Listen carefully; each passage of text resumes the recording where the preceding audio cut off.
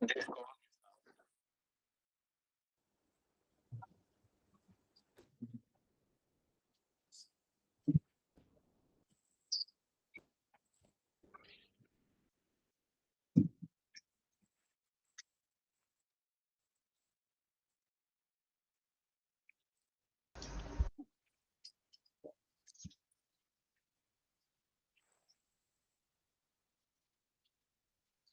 afternoon. Good afternoon, ma'am. Good afternoon, ma'am. Good afternoon, ma'am. Good afternoon, ma'am. Good afternoon. Okay, Sonia, good afternoon. എല്ലാവരും ഊണൊക്കെ കഴിച്ചാ? ഫുഡൊക്കെ കഴിച്ചാ എല്ലാവരും? ഭക്ഷണം കഴിച്ചോ? ഓക്കെ.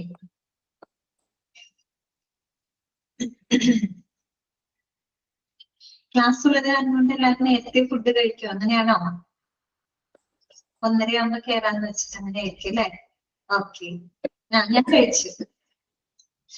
എനിക്ക് 12:30 ലഞ്ച് ബ്രേക്ക്. 12:30 തൊട്ട് 1:30 വരെ ലഞ്ച് ബ്രേക്ക് ആണ്. അപ്പൊ കഴിക്കാം. പക്ഷെ 1 മണിക്ക് കഴിക്കാറുള്ളൂ. ഓക്കെ. എല്ലാവരും സുഖമായിട്ടിരിക്കുന്നോ? എല്ലാവർക്കും സുഖമല്ലേ? ഓക്കെ.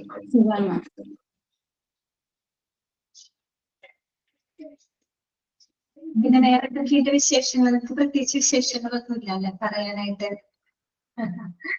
അങ്ങനെയാണോ?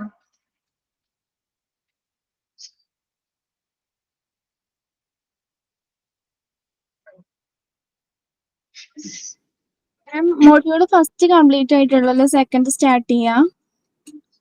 സെക്കൻഡ് മൊഡ്യൂൾ സ്റ്റാർട്ട് ചെയ്യുന്ന എപ്പോഴാണെന്നാണോ ചോദിക്കുന്നത്? അതല്ല, ടീച്ചേഴ്സ് എല്ലാരും ഫസ്റ്റ് മൊഡ്യൂൾ ആണോ എടുക്കുന്നേ? അത് എനിക്കറിയില്ല കേട്ടോ, ഓരോരുത്തർ ഏത് ചാപ്റ്റേഴ്സ് എടുക്കണെന്നുള്ളത്. ഫസ്റ്റ് മൊഡ്യൂളില് ഓരോ ടീച്ചേഴ്സിന് ഓരോരോ പോർഷൻസ് അസൈൻ ചെയ്ത് കൊടുത്തിട്ടുണ്ടായിരിക്കും കേട്ടോ.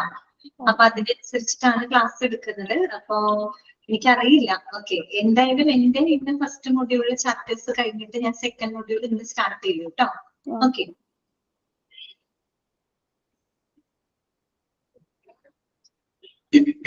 ആരാണ്? സൈനാബ് അല്ലെ? സൈനാബ് എന്ന് ചോദിച്ചേ പേര് അല്ലെ? എന്റെ പേര് വന്ദന എന്നാണ് കേട്ടോ. ഫസ്റ്റ് ടൈം ആണോ ക്ലാസ്സിൽ കയറുന്നത്?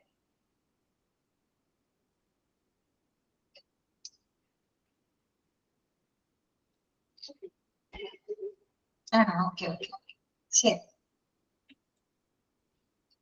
അപ്പൊ നമുക്ക് തുടങ്ങാം, ക്ലാസ് സ്റ്റാർട്ട് ചെയ്യാം കേട്ടോ. കഴിഞ്ഞ ക്ലാസ്സില് നമ്മള് പറഞ്ഞുകൊണ്ടിരുന്നത് ICU അല്ലെ, ഇന്റൻസീവ് കെയർ യൂണിറ്റിന്റെ ക്ലാസിഫിക്കേഷൻ ഒക്കെ നമ്മൾ പഠിച്ചു അല്ലെ. ഓപ്പൺ യൂണിറ്റ് ICU എന്താണ്, ക്ലോസ്ഡ് യൂണിറ്റ് ICU എന്താണ്, അതിന്റെ പ്രത്യേകതകളൊക്കെ നമ്മൾ മനസ്സിലാക്കി. പിന്നെ ഇന്റൻസീവ് കെയർ യൂണിറ്റിലെ സ്റ്റാഫിംഗ് എങ്ങനെയാണ് അല്ലെ, സ്റ്റാഫിംഗ് പഠിച്ചു. പിന്നെ ഏറ്റവും ഇമ്പോർട്ടന്റ് ആയിട്ടുള്ള ഒരു ക്വസ്റ്റ്യൻ ആയിരുന്നു, who is the registrar in ICU അല്ലെ. ICUലെ രജിസ്ട്രാർ എന്നറിയപ്പെടുന്നത് ആരാണ്? സീനിയർ റെസിഡന്റ് ഡോക്ടറാണ്. സീനിയർ റെസിഡന്റ് ഡോക്ടറാണ്. പിന്നെ നമ്മൾ ജൂനിയർ റെസിഡന്റ് ഡോക്ടറുടെ റെസ്പോൺസിബിലിറ്റീസും പഠിച്ചു. പിന്നെ ലാസ്റ്റ് നമ്മൾ പറഞ്ഞു നിർത്തിയത് ICU അഡ്മിഷൻ ക്രൈറ്റീരിയ ആണ് കേട്ടോ. അത് ഇമ്പോർട്ടന്റ് ആണ് കേട്ടോ. അതായത് നമ്മൾ പേഷ്യന്റിനെ ICUലോട്ട് അഡ്മിറ്റ് ചെയ്യുന്നതിന് വേണ്ടിയിട്ട് നമ്മൾ കൺസിഡർ ചെയ്യുന്ന ചില ക്രൈറ്റീരിയാസ് ഉണ്ട്. എന്തൊക്കെ ക്രൈറ്റീരിയസ് ആണ്? 6 പോയിന്റുകളാണ് കേട്ടോ. ഒന്ന്, prioritization in accordance with to the patient severity of illness, then specific patient needs such as life supportive therapies, പിന്നെ diagnosis, prognosis, potential benefit from interventions, then bed availability. ഇത്രയും ക്രൈറ്റീരിയാസ് ആണുള്ളത്. ഈ ക്രൈറ്റീരിയാസിനെ ബേസ് ചെയ്തുകൊണ്ടാണ് നമ്മൾ ICU അഡ്മിഷൻ നടത്തുന്നത്. Okay, ഇതൊക്കെയാണ് കഴിഞ്ഞ ക്ലാസ്സിൽ പറഞ്ഞു നിർത്തിയത് കേട്ടോ. വായിച്ചു നോക്കിയോ എല്ലാവരും? അത്രയും ഭാഗങ്ങളൊക്കെ ക്ലിയർ ആണല്ലോ. ഓക്കെ, അപ്പൊ നമുക്ക് ബാക്കിയുള്ള ഭാഗങ്ങൾ നോക്കാം കേട്ടോ. മോക്ക് ടെസ്റ്റുകളൊക്കെ പ്രാക്ടീസ് ചെയ്തുകൊണ്ടേ ഇരിക്കുക കേട്ടോ. ഓക്കെ, ഇത് എപ്പോഴെപ്പോഴും പറയുന്നത് നിങ്ങൾക്കൊരു ബോറടി ഫീൽ ചെയ്യണ്ട. മിസ് എന്നും പറയുന്നുണ്ടല്ലോ എന്ന് വിചാരിക്കും. പക്ഷെ അത് ചെയ്യണം കേട്ടോ, എന്നാലാണ് നിങ്ങൾക്ക് എക്സാമിന്റെ സമയമാകുമ്പോ എളുപ്പമായിരിക്കും കേട്ടോ. അപ്പൊ അതിനങ്ങനെ പ്രാക്ടീസ് ചെയ്ത് പോകുമ്പോൾ നിങ്ങൾക്ക് അത് എന്തായാലും ഇതിന്റെ ഒരു ബെനിഫിറ്റ് നിങ്ങൾക്ക് എന്തായാലും കിട്ടും കേട്ടോ. ഓക്കെ, നെക്സ്റ്റ് നമുക്ക് പഠിക്കാനുള്ളത് day to day care procedures ആണ് കേട്ടോ. Day to day care procedures in ICU. വലിയ ഡീറ്റെയിൽ ആയിട്ടൊന്നും അതിനകത്ത് പറയുന്നില്ല കേട്ടോ. വളരെ ജനറൽ ആയിട്ടുള്ള കാര്യങ്ങൾ മാത്രമാണ് അവിടെ പറയുന്നത്. അതായത് നമ്മള് ICUലെ ഈ പറയുന്ന ഡേ ടു ഡേ അല്ലെ, എങ്ങനെയാണ് അവിടുത്തെ കെയർ പ്രൊസീജിയേഴ്സ്, എങ്ങനെയാണ്, ഏത് രീതിയിലാണ്, അത് ഡീറ്റെയിൽഡ് ആയിട്ടൊന്നുമില്ല, ജനറൽ ആയിട്ടുള്ള കാര്യങ്ങൾ മാത്രമാണ് അവിടെ പറയുന്നത് കേട്ടോ. ജസ്റ്റ് ഒന്ന് മനസ്സിലാക്കി പോവുക, അത്രേ ഉള്ളൂ. Day to day care procedures കേട്ടോ. ഫസ്റ്റ് കാര്യം പറയുന്നത് connection with the parent unit is necessary for the proper treatment of patients in ICU. അതായത് ICUവിലുള്ള പേഷ്യൻസിന് ഏറ്റവും നല്ലൊരു ട്രീറ്റ്മെന്റ് പ്രൊവൈഡ് ചെയ്യുന്നതിന് വേണ്ടിയിട്ട് അവരുടെ പാരന്റ് യൂണിറ്റുമായിട്ട് എന്തുണ്ടായിരിക്കണം, ഒരു കണക്ഷൻ എപ്പോഴും ഉണ്ടായിരിക്കണം. എന്താണ് അവിടെ പറഞ്ഞതിന്റെ ഉദ്ദേശം എന്താണ്? അതായത് നമ്മളൊരു ICUവിലുള്ള ഒരു പേഷ്യന്റ്, ഇപ്പൊ ഒരു എക്സാമ്പിൾ പറയുകയാണെങ്കിൽ ഇപ്പൊ ഒരു CICU കാർഡിയാക് ഇന്റൻസീവ് കെയർ യൂണിറ്റിലുള്ള ഒരു പേഷ്യന്റ് ആണെന്ന് വിചാരിക്കാം. അതിന് വേണ്ട ഒരു പേഷ്യന്റ്, അദ്ദേഹത്തിന് ഒരു കാർഡിയാക് ഇഷ്യൂസ് ഒക്കെ ഉള്ളൊരു പേഷ്യന്റ് ആണെന്ന് വിചാരിക്കാം, ഹാർട്ട് പ്രോബ്ലംസ് ഉള്ളൊരു പേഷ്യന്റ് ആണ്. സ്വാഭാവികമായിട്ട് അവർ വരുന്നത് ഏത് ഡിപ്പാർട്ട്മെന്റിലോട്ടായിരിക്കും? കാർഡിയോളജി ഡിപ്പാർട്ട്മെന്റിലോട്ടായിരിക്കും അല്ലെ. അപ്പൊ അവിടെ അവരുടെ കണ്ടീഷൻ സിവിയർ ആണെങ്കിൽ നമ്മൾ എന്ത് ചെയ്യും? ആ പേഷ്യന്റിനെ കാർഡിയാക് ICUവിനകത്തേക്ക് നമ്മൾ മാറ്റും അല്ലെ. ഈ പറയുന്ന കാർഡിയാക് ഇന്റൻസീവ് കെയർ യൂണിറ്റിലോട്ട് നമ്മൾ ആ പേഷ്യന്റിനെ മാറ്റും. അപ്പോ ആ ഒരു ICUവിനകത്ത് പേഷ്യന്റിന് ഏറ്റവും നല്ലൊരു ട്രീറ്റ്മെന്റ് പ്രൊവൈഡ് ചെയ്യണമെങ്കിൽ അവരുടെ പാരന്റ് യൂണിറ്റ് ആയിട്ടുള്ള കാർഡിയാക് ഡിപ്പാർട്ട്മെന്റുമായിട്ട് എപ്പോഴും ഒരു കണക്ഷൻ അവിടെ ഉണ്ടായിരിക്കും. ഇതിനു വേണ്ടിയിട്ടാണ് ആ പാരന്റ് യൂണിറ്റുമായിട്ട് കണക്ഷൻ ഉണ്ടാവണമെന്ന് പറയുന്നത്.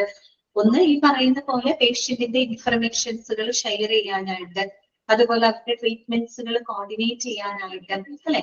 അതിനൊക്കെ വേണ്ടിയിട്ട് എപ്പോഴും പാരന്റ് യൂണിറ്റുമായിട്ട് ഒരു കണക്ഷൻ ഉണ്ടാണ്. അപ്പൊ കാർഡിയോളജി ഡിപ്പാർട്ട്മെന്റ് വരുന്ന പേഷ്യന്റിനെ നമ്മൾ കാർഡിയാക് ICUവിലോട്ട് മാറ്റി കഴിഞ്ഞാൽ ഈ പറയുന്ന ICUവിലെ നല്ലൊരു ട്രീറ്റ്മെന്റ് പേഷ്യന്റിന് ഉറപ്പുവരുത്താൻ അവരുടെ പാരന്റ് യൂണിറ്റ് ആയിട്ടുള്ള കാർഡിയോളജി ഡിപ്പാർട്ട്മെന്റുമായിട്ട് എപ്പോഴും ഒരു കണക്ഷൻ ഉണ്ടായിരിക്കണം. കാര്യം ആ ഒരു ഡിപ്പാർട്ട്മെന്റിലോട്ടാണ് പേഷ്യന്റിനെ ആദ്യം കൊണ്ടുവരുന്നത് അല്ലെ. അപ്പൊ അവരെ സംബന്ധിച്ചുള്ള എല്ലാ ഇൻഫർമേഷൻസുകളും ICUവിലോട്ട് ഷെയർ ചെയ്യാനും അവരുടെ കെയറിന്റെ കണ്ടിന്യൂറ്റി അല്ലെങ്കിൽ അതിന്റെ ആ ഒരു കെയർ ഒക്കെ കോർഡിനേറ്റ് ചെയ്യുന്നതിനുമായിട്ട് എപ്പോഴും ഒരു പാരന്റ് യൂണിറ്റുമായിട്ട് ഒരു കണക്ഷൻ ഉണ്ടായിരിക്കണം. അതുപോലെ അവരുടെ മെഡിക്കൽ റെക്കോർഡ്സുകളും മറ്റും അവൈലബിൾ ആക്കാനും അങ്ങനെയുള്ള കാര്യങ്ങൾക്ക് എപ്പോഴും പാരന്റ് യൂണിറ്റുമായിട്ട് ഒരു കണക്ഷൻ ഉണ്ടായിരിക്കണം. എങ്കിൽ മാത്രമാണ് നമുക്ക് ആ ഒരു പേഷ്യന്റിന് നല്ലൊരു ട്രീറ്റ്മെന്റ് അവിടെ പ്രൊവൈഡ് ചെയ്യാനായിട്ട് സാധിക്കുള്ളൂ. ഓക്കെ, ഇതാണ് അവിടെ പറയുന്നത് കേട്ടോ. Connection with the parent unit is necessary for the proper treatment of patients in ICU. Okay, അടുത്തത് ഒരു ഇമ്പോർട്ടന്റ് ആയിട്ടുള്ള ഒരു പോയിന്റ് ആണ് കേട്ടോ. അതൊന്ന് നിങ്ങൾ നോട്ട് ചെയ്ത് വെക്കാം. Routine ICU rounds shall be held in the morning 9 to 11 AM under ഹൂം the patient is admitted. അവിടെ മോർണിംഗ് അറ്റ് 9 to 11 AM എന്നുള്ളത് അണ്ടർലൈൻ ചെയ്തിരിക്കുക. അത് ഇമ്പോർട്ടന്റ് ആയിട്ടുള്ള ഒരു ക്വസ്റ്റ്യൻ ആണ്.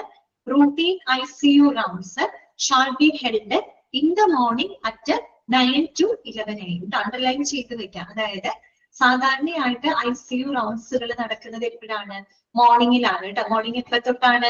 9 to 11 AM. അപ്പൊ ഓപ്ഷനകത്ത് ഈവനിങ് ഒക്കെ കാണും കേട്ടോ. ഈവനിങ് 9 to 11 PM അങ്ങനെയൊക്കെ എഴുതി കാണിക്കും.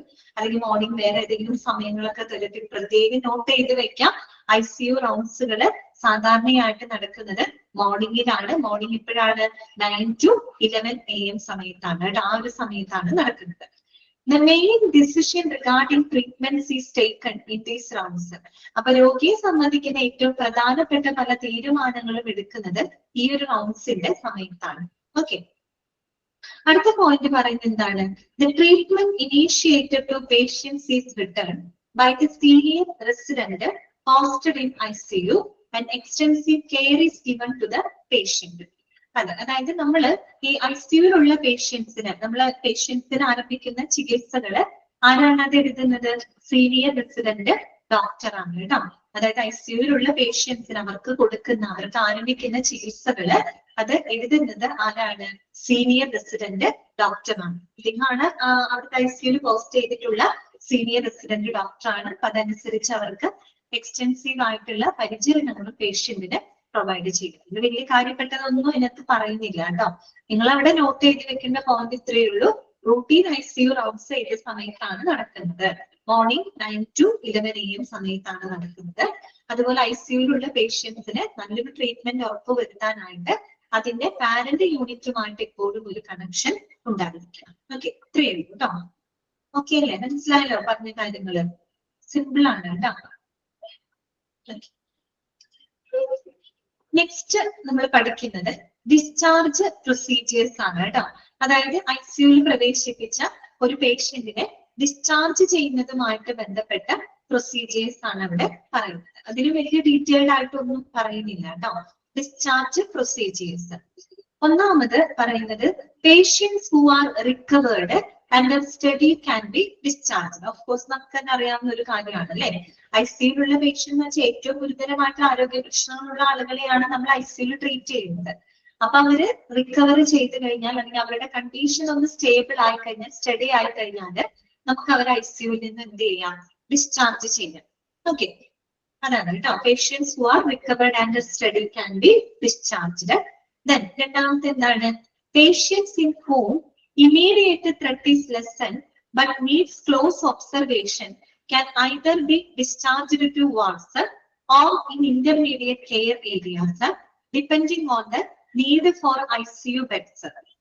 അതുകൂടാതെ ചില പേഷ്യൻസ് അവരുടെ ഇമ്മീഡിയറ്റ് ആയിട്ടുള്ള ത്രെട്ട് അവിടെ കുറഞ്ഞിട്ടുണ്ടാവും. വെച്ചാൽ പെട്ടെന്നുള്ള അവരുടെ ആ ഒരു ഗുരുതരമായിട്ടുള്ള അവരുടെ ആരോഗ്യ പ്രശ്നങ്ങള് അവിടെ എന്തായിട്ടുണ്ടാവും? സോൾവ് ആയിട്ടുണ്ടാവും, അല്ലെങ്കിൽ അത് റിക്കവർ ആയിട്ടുണ്ടാവും. പക്ഷെ അവർക്ക് എന്ത് ആവശ്യമാണ്? വളരെ ക്ലോസ് മോണിറ്ററിങ് ആവശ്യമായിട്ടുള്ള പേഷ്യൻസും ആണ്. അപ്പൊ അങ്ങനെയുള്ള രോഗികളെ നമുക്ക് എന്ത് ചെയ്യാം? ഒന്നുകിൽ വാർഡിലേക്കോ അല്ലെങ്കിൽ ഇന്റർമീഡിയറ്റ് ഏരിയ ലൈക്ക് റൂമിലേക്കോ ഒക്കെ നമുക്ക് എന്ത് ചെയ്യാം? അവരെ ഷിഫ്റ്റ് ചെയ്യാവുന്നതാണ് കേട്ടോ. അത് ICU ബെഡ്സിന്റെ അവൈലബിലിറ്റിക്ക് അനുസരിച്ചിട്ടാണ് നമ്മൾ അത് ചെയ്യുന്നത്. ഓക്കെ, നമുക്കറിയാലോ ICU അഡ്മിഷന്റെ ഒരു പ്രധാനപ്പെട്ട ക്രൈറ്റീരിയയിൽ ഒന്നാണ് ICUയിലുള്ള ബെഡിന്റെ അവൈലബിലിറ്റി എന്ന് പറയുന്നത്. കൂടുതൽ രോഗികളൊക്കെ ഉണ്ടെങ്കിൽ, നിലവിലുള്ള രോഗികൾ ഏകദേശം റിക്കവർ ആയി കഴിഞ്ഞാൽ അവരെ നമുക്ക് വാർഡിലേക്കോ റൂമിലോട്ടോ നമുക്ക് അവിടെ മാറ്റാവുന്നതാണ്. കാരണം കൂടുതൽ ക്രിട്ടിക്കൽ ആയിട്ടുള്ള പേഷ്യൻസ് വെയിറ്റിംഗ് ആണെങ്കിൽ തീർച്ചയായിട്ടും സ്റ്റഡി ആയിട്ടുള്ള പേഷ്യൻസിനെ നമുക്ക് വാർഡിലേക്കോ അല്ലെങ്കിൽ റൂമിലേക്കോ ഷിഫ്റ്റ് ചെയ്യാവുന്നതാണ് കേട്ടോ. അത്രയേ ഉള്ളൂ. പിന്നെ വരുന്നത് the patients in whom death is agreed to be impending even if intensive care is continued again kept in ICU depending on the availability of resources. കേട്ടോ, അതായത് ചില പേഷ്യൻസ് ICUയിലുള്ള പേഷ്യൻസിന് ചിലവരുടെ മരണം ഉറപ്പാണ്. അതായത് അവർക്ക് നമ്മൾ വളരെ നല്ല പരിചരണങ്ങളൊക്കെ കൊടുക്കുന്നുണ്ട്, പക്ഷെ അത്രയും ക്രിട്ടിക്കൽ ആയിട്ടുള്ള ചില പേഷ്യൻസ് ഉണ്ടായിരിക്കും, മരണ സാധ്യതയുള്ള ചില പേഷ്യൻസ് ഉണ്ടായിരിക്കും. അവരുടെ ഡെത്ത് ചിലപ്പോൾ മിക്കവാറും അത് ഷുവർ ആയിട്ടുള്ള കേസുകൾ ഉണ്ടായിരിക്കും. അപ്പൊ അങ്ങനെയുള്ള രോഗികളെ നമ്മൾ എവിടെ തന്നെ കീപ്പ് ചെയ്യുക? ICUയിൽ തന്നെ അവിടെ കീപ്പ് ചെയ്യുക കേട്ടോ. ലഭ്യമായിട്ടുള്ള എല്ലാ റിസോഴ്സുകൾക്കും അനുസരിച്ച് അങ്ങനെയുള്ള പേഷ്യൻസിനെ ഡിസ്ചാർജ് ചെയ്യേണ്ട പകരം അവിടെ ICUയിൽ തന്നെ കീപ്പ് ചെയ്ത് അവർക്ക് നല്ലൊരു പരിചരണം കൊടുക്കുക എന്നുള്ളതാണ് കേട്ടോ. കാര്യം നല്ല പരിചരണം കൊടുക്കുന്നുണ്ട്, പക്ഷെ ചിലപ്പോൾ വളരെ ക്രിട്ടിക്കൽ സിറ്റുവേഷനിലുള്ള പേഷ്യൻസ് ആണെങ്കിൽ അവരുടെ മരണം ഉറപ്പാണെങ്കിൽ അങ്ങനെയുള്ള പേഷ്യൻസിനെ ഡിസ്ചാർജ് ചെയ്യേണ്ട പകരം അവിടെ തന്നെ കീപ്പ് ചെയ്യാന്നുള്ളതാണ് കേട്ടോ. അതാണ് അവിടെ കാണുന്നത്. ഓക്കെ, ക്ലിയർ ആണല്ലോ ഡിസ്ചാർജ് പ്രൊസീജിയേഴ്സ്? ഓക്കെ, ജസ്റ്റ് ഒന്ന് വായിച്ചു നോക്കൂ കേട്ടോ. ഡേ ടു ഡേ കെയർ പ്രൊസീജിയറും ഡിസ്ചാർജ് പ്രൊസീജിയേഴ്സ് ഒന്ന് വായിച്ചു നോക്കിക്കോളൂ കേട്ടോ.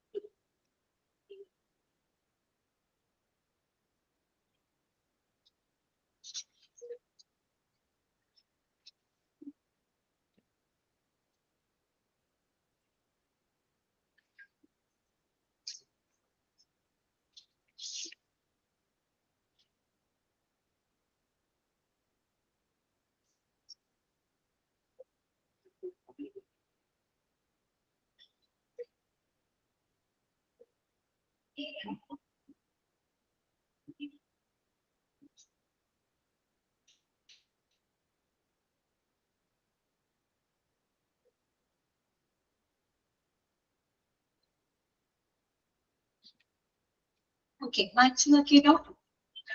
അടുത്തതിലേക്ക് പോവാം കേട്ടോ. അപ്പൊ മെയിൻ ആയിട്ടുള്ള കാര്യങ്ങളൊക്കെ നമ്മുടെ കഴിഞ്ഞിട്ടുണ്ട്. ഇനി നമുക്ക് പഠിക്കാനുള്ളത് കുറച്ച് പേരുടെ റെസ്പോൺസിബിലിറ്റീസ് ആണ് കേട്ടോ. ICUയുമായിട്ട് ബന്ധപ്പെട്ട് കുറച്ച് പേരുടെ റെസ്പോൺസിബിലിറ്റീസ് ആണ് ഇനി നമുക്ക് നോക്കാനുള്ളത്. ഓക്കെ, അപ്പൊ ഓരോരുത്തരുടെ റെസ്പോൺസിബിലിറ്റീസ് എന്തൊക്കെയാണെന്നുള്ളത് മനസ്സിലാക്കുക. റെസ്പോൺസിബിലിറ്റി തന്നിട്ട് അത് ആരുടേതാണെന്ന് ചോദിക്കുകയാണെങ്കിൽ ഐഡന്റിഫൈ ചെയ്യാൻ പറ്റണം കേട്ടോ. അപ്പൊ ഒന്നാമത്തെ responsibilities of incharge of ICUs കേട്ടോ. ICU ഇൻചാർജിന്റെ റെസ്പോൺസിബിലിറ്റി ആണ്. ആരാണ് ICU ഇൻചാർജ് എന്ന് പറഞ്ഞു കഴിഞ്ഞാല്? ഇന്റൻസിവിസ്റ്റ് ആണ് അല്ലെ? ഇന്റൻസിവിസ്റ്റ് അല്ലെ? ദാറ്റ് മീൻസ് ICUവിന് പരിചരണം കൊടുക്കുന്നതില് എഫിഷ്യന്റ് ആയിട്ടുള്ള ട്രെയിൻഡ് ആയിട്ടുള്ള ഡോക്ടേഴ്സ് അല്ലെ, അവരെയാണ് നമ്മൾ ICU ഇൻചാർജ് അഥവാ ഇന്റൻസിവിസ്റ്റ് അല്ലെങ്കിൽ ICU ഡയറക്ടർ എന്നൊക്കെ നമ്മൾ അവരെയാണ് പറയുന്നത് കേട്ടോ. അപ്പൊ അങ്ങനെയുള്ള ICU ഇൻചാർജിന്റെ റെസ്പോൺസിബിലിറ്റീസ് എന്തൊക്കെയാണ്? ഓക്കെ, ആദ്യത്തെ പോയിന്റ് നോക്കിയേ. He's A representative for the unit in administrative അല്ലെ? ശരിക്കും ICUവിന്റെ അഡ്മിനിസ്ട്രേറ്റീവ് ദാറ്റ് മീൻസ് ഭരണപരമായിട്ടുള്ള കാര്യങ്ങൾ ICUവിന്റെ റെപ്രസെന്റേറ്റീവ് എന്ന് പറയുന്നത് ആരാണ്? ICU ഇൻചാർജ് ആണ് അല്ലെ? He's the representative for the unit in administrative അല്ലെ? ICUവിന്റെ റെപ്രസെന്റേറ്റീവ് ആയിട്ട് പ്രവർത്തിക്കുന്നത് ആരാണ്? ICU ഇൻചാർജ് ആണ്. ഓക്കെ, രണ്ടാമത്തെ പോയിന്റ് എന്താണ്? Provides continuity of clinical care. നമ്മൾ രോഗികൾക്ക് കൊടുക്കുന്ന പരിചരണത്തിന്റെ കണ്ടിന്യൂവിറ്റി ഉറപ്പുവരുത്തുക അല്ലെ? അവർക്കൊരു കണ്ടിന്യൂവിറ്റി ഓഫ് കെയർ ഉറപ്പുവരുത്തുക എന്ന് വെച്ച് കഴിഞ്ഞാൽ അവരുടെ കെയർ, അവർക്ക് കൊടുക്കുന്ന പരിചരണങ്ങള് യാതൊരുവിധ ബ്രേക്കേജും ഉണ്ടാവാതെ തുടർച്ചയായിട്ടുള്ള ഒരു കോർഡിനേറ്റഡ് ആയിട്ടുള്ള ഒരു പരിചരണം അവർക്ക് ഉറപ്പുവരുത്തുക അല്ലെ? നമുക്കറിയാലോ ICU എന്ന് പറയുമ്പോൾ ഒരു ടീം ഓഫ് ഹെൽത്ത് പ്രൊഫഷണൽസ് ഒരുമിച്ച് ചേർന്നുകൊണ്ടാണ് അവിടെ പേഷ്യൻസിന് പരിചരണങ്ങൾ കൊടുക്കുന്നത് അല്ലെ? അപ്പൊ ഒരിക്കലും പേഷ്യന്റിന്റെ പരിചരണത്തിൽ എന്ത് വരാൻ പാടില്ല? ബ്രേക്കേജ് വരാനായിട്ട് പാടില്ല അല്ലെ? അവരുടെ ആ ഒരു പരിചരണത്തിന്റെ കണ്ടിന്യൂവിറ്റി ഉറപ്പുവരുത്തുക, കോർഡിനേറ്റഡ് ആയിട്ട് ഒരു ക്ലിനിക്കൽ കെയർ അവർക്ക് പ്രൊവൈഡ് ചെയ്യുക. ഓക്കെ, പിന്നെ അടുത്ത പോയിന്റ് എന്താണ്? Arrange teaching and supervision of junior staff who needed comprehensive instructions not only regarding patient care but also for the use of unfamiliar equipment. എന്താണ് പറയുന്നത്? നമ്മൾ ഈ പറയുന്ന ജൂനിയർ സ്റ്റാഫുകൾ, ICUവിലൊക്കെ പ്രവർത്തിക്കുന്ന ജൂനിയർ സ്റ്റാഫുകൾക്ക് അവർക്ക് ആവശ്യമായിട്ടുള്ള കാര്യങ്ങൾക്ക്, അതായത് അവർക്ക് വേണ്ട പരിശീലനങ്ങൾ കൊടുക്കുക.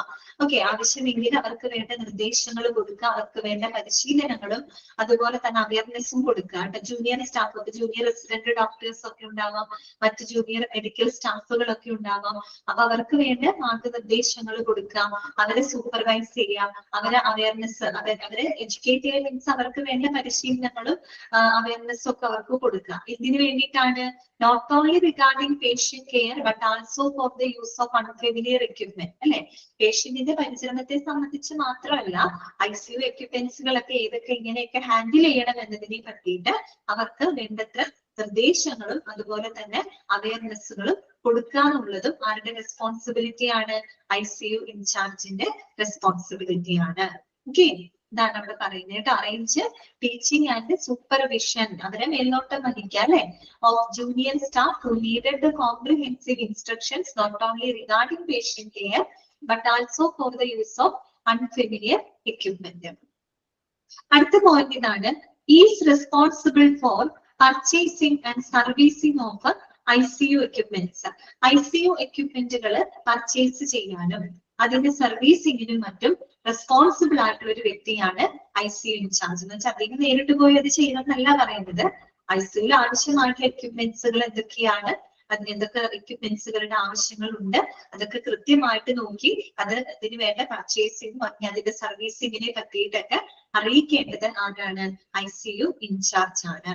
ഓക്കെ, പിന്നെന്താണ്?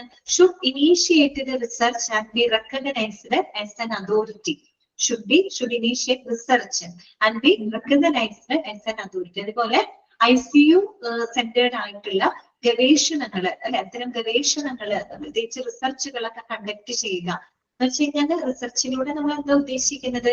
പുതിയ പുതിയ കാര്യങ്ങൾ കണ്ടെത്തുക, പുതിയ ടെക്നോളജികളെ പരിചയപ്പെടാം, പുതിയ എന്താ പറയാ ഈ പറയുന്ന ട്രീറ്റ്മെന്റിലൊക്കെ വരുന്ന പുതിയ പുതിയ കാര്യങ്ങൾ ഇൻട്രൊഡ്യൂസ് ചെയ്യാം അല്ലെ? അതൊക്കെ നമ്മൾ ഈ പറയുന്ന റിസർച്ചിലൂടെയാണ് നമ്മൾ പലതും കണ്ടെത്തുന്നത് അല്ലെ? അപ്പൊ ICU ഓറിയന്റഡ് ആയിട്ടുള്ള റിസർച്ചുകൾ ആരംഭിക്കാനും, റിസർച്ചുകൾ ആരംഭിക്കുക മാത്രമല്ല അതിനൊരു അതോറിറ്റി എന്നുള്ള രീതിയിൽ അതിന് നല്ലൊരു അംഗീകാരം കൊടുക്കാനും ആർക്ക് റെസ്പോൺസിബിലിറ്റി ഉണ്ട്? ICU ഇൻചാർജിന് റെസ്പോൺസിബിലിറ്റി ഉണ്ട്. ICU സെന്റേഡ് ആയിട്ടുള്ള ഗവേഷണങ്ങൾക്ക് കൂടുതൽ പ്രൊമോട്ട് ചെയ്യാം അല്ലെ. അപ്പൊ അതിനൊരു അതോറിറ്റി എന്നുള്ള രീതിയിൽ അതിന് വേണ്ട അംഗീകാരം കൊടുക്കാനും അതിന് വേണ്ട പിന്തുണ കൊടുക്കാനും ആർക്ക് റെസ്പോൺസിബിലിറ്റി ഉണ്ട്? ICU ഇൻചാർജിന് റെസ്പോൺസിബിലിറ്റി ഉണ്ട്. ലാസ്റ്റ് ആൻഡ് ഫൈനൽ പോയിന്റ് ഇതാണ്, should review all treatment regimen with standard ആവും. അതായത് എല്ലാ ചികിത്സാ മെത്തേഡുകൾ, എല്ലാ ചികിത്സാ രീതികള് മറ്റ് ജീവനക്കാരുമായിട്ട് അവലോകനം ചെയ്യുക. ഏത് ജീവനക്കാര്? ICUവിൽ ഇരിക്കുന്ന മറ്റെല്ലാ ഹെൽത്ത് പ്രൊഫഷണൽസുമായിട്ട് ഓരോ രോഗിയെയും ഇൻഡിവിജ്വൽ ആയിട്ട് തന്നെ അവരുടെ ഓരോ ചികിത്സയെ പറ്റിയിട്ട്, ചികിത്സാ രീതികളെ പറ്റിയിട്ട് അവിടുത്തെ ജീവനക്കാരുമായിട്ട് അവലോകനം ചെയ്യുക. അങ്ങനെ റിവ്യൂ ചെയ്തുകൊണ്ടാണ് ഓരോ പേഷ്യന്റിനും ആവശ്യമായിട്ടുള്ള പരിചരണങ്ങൾ അവര് പ്രൊവൈഡ് ചെയ്യുന്നത്. ഓക്കെ, ക്ലിയർ ആയോ? അപ്പൊ എന്തൊക്കെയാണ് അദ്ദേഹത്തിന്റെ റെസ്പോൺസിബിലിറ്റി?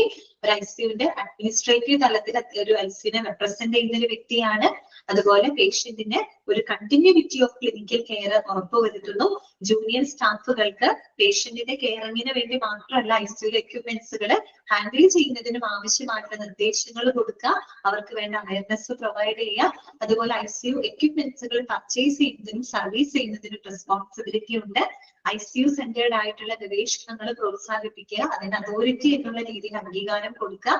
പിന്നെ ഈ പറയുന്ന ഓരോ ചികിത്സാ രീതികളെ പറ്റിയിട്ടും മറ്റ് ജീവനക്കാരുമായിട്ട് റിവ്യൂ ചെയ്യുക, അല്ലെ, അവലോകനം ചെയ്യുക എന്നുള്ളത് ICU ഇൻചാർജിന്റെ റെസ്പോൺസിബിലിറ്റിയാണ്. ഓക്കെ, എല്ലാ പോയിന്റുകളും മനസ്സിലായോ നിങ്ങൾക്ക്?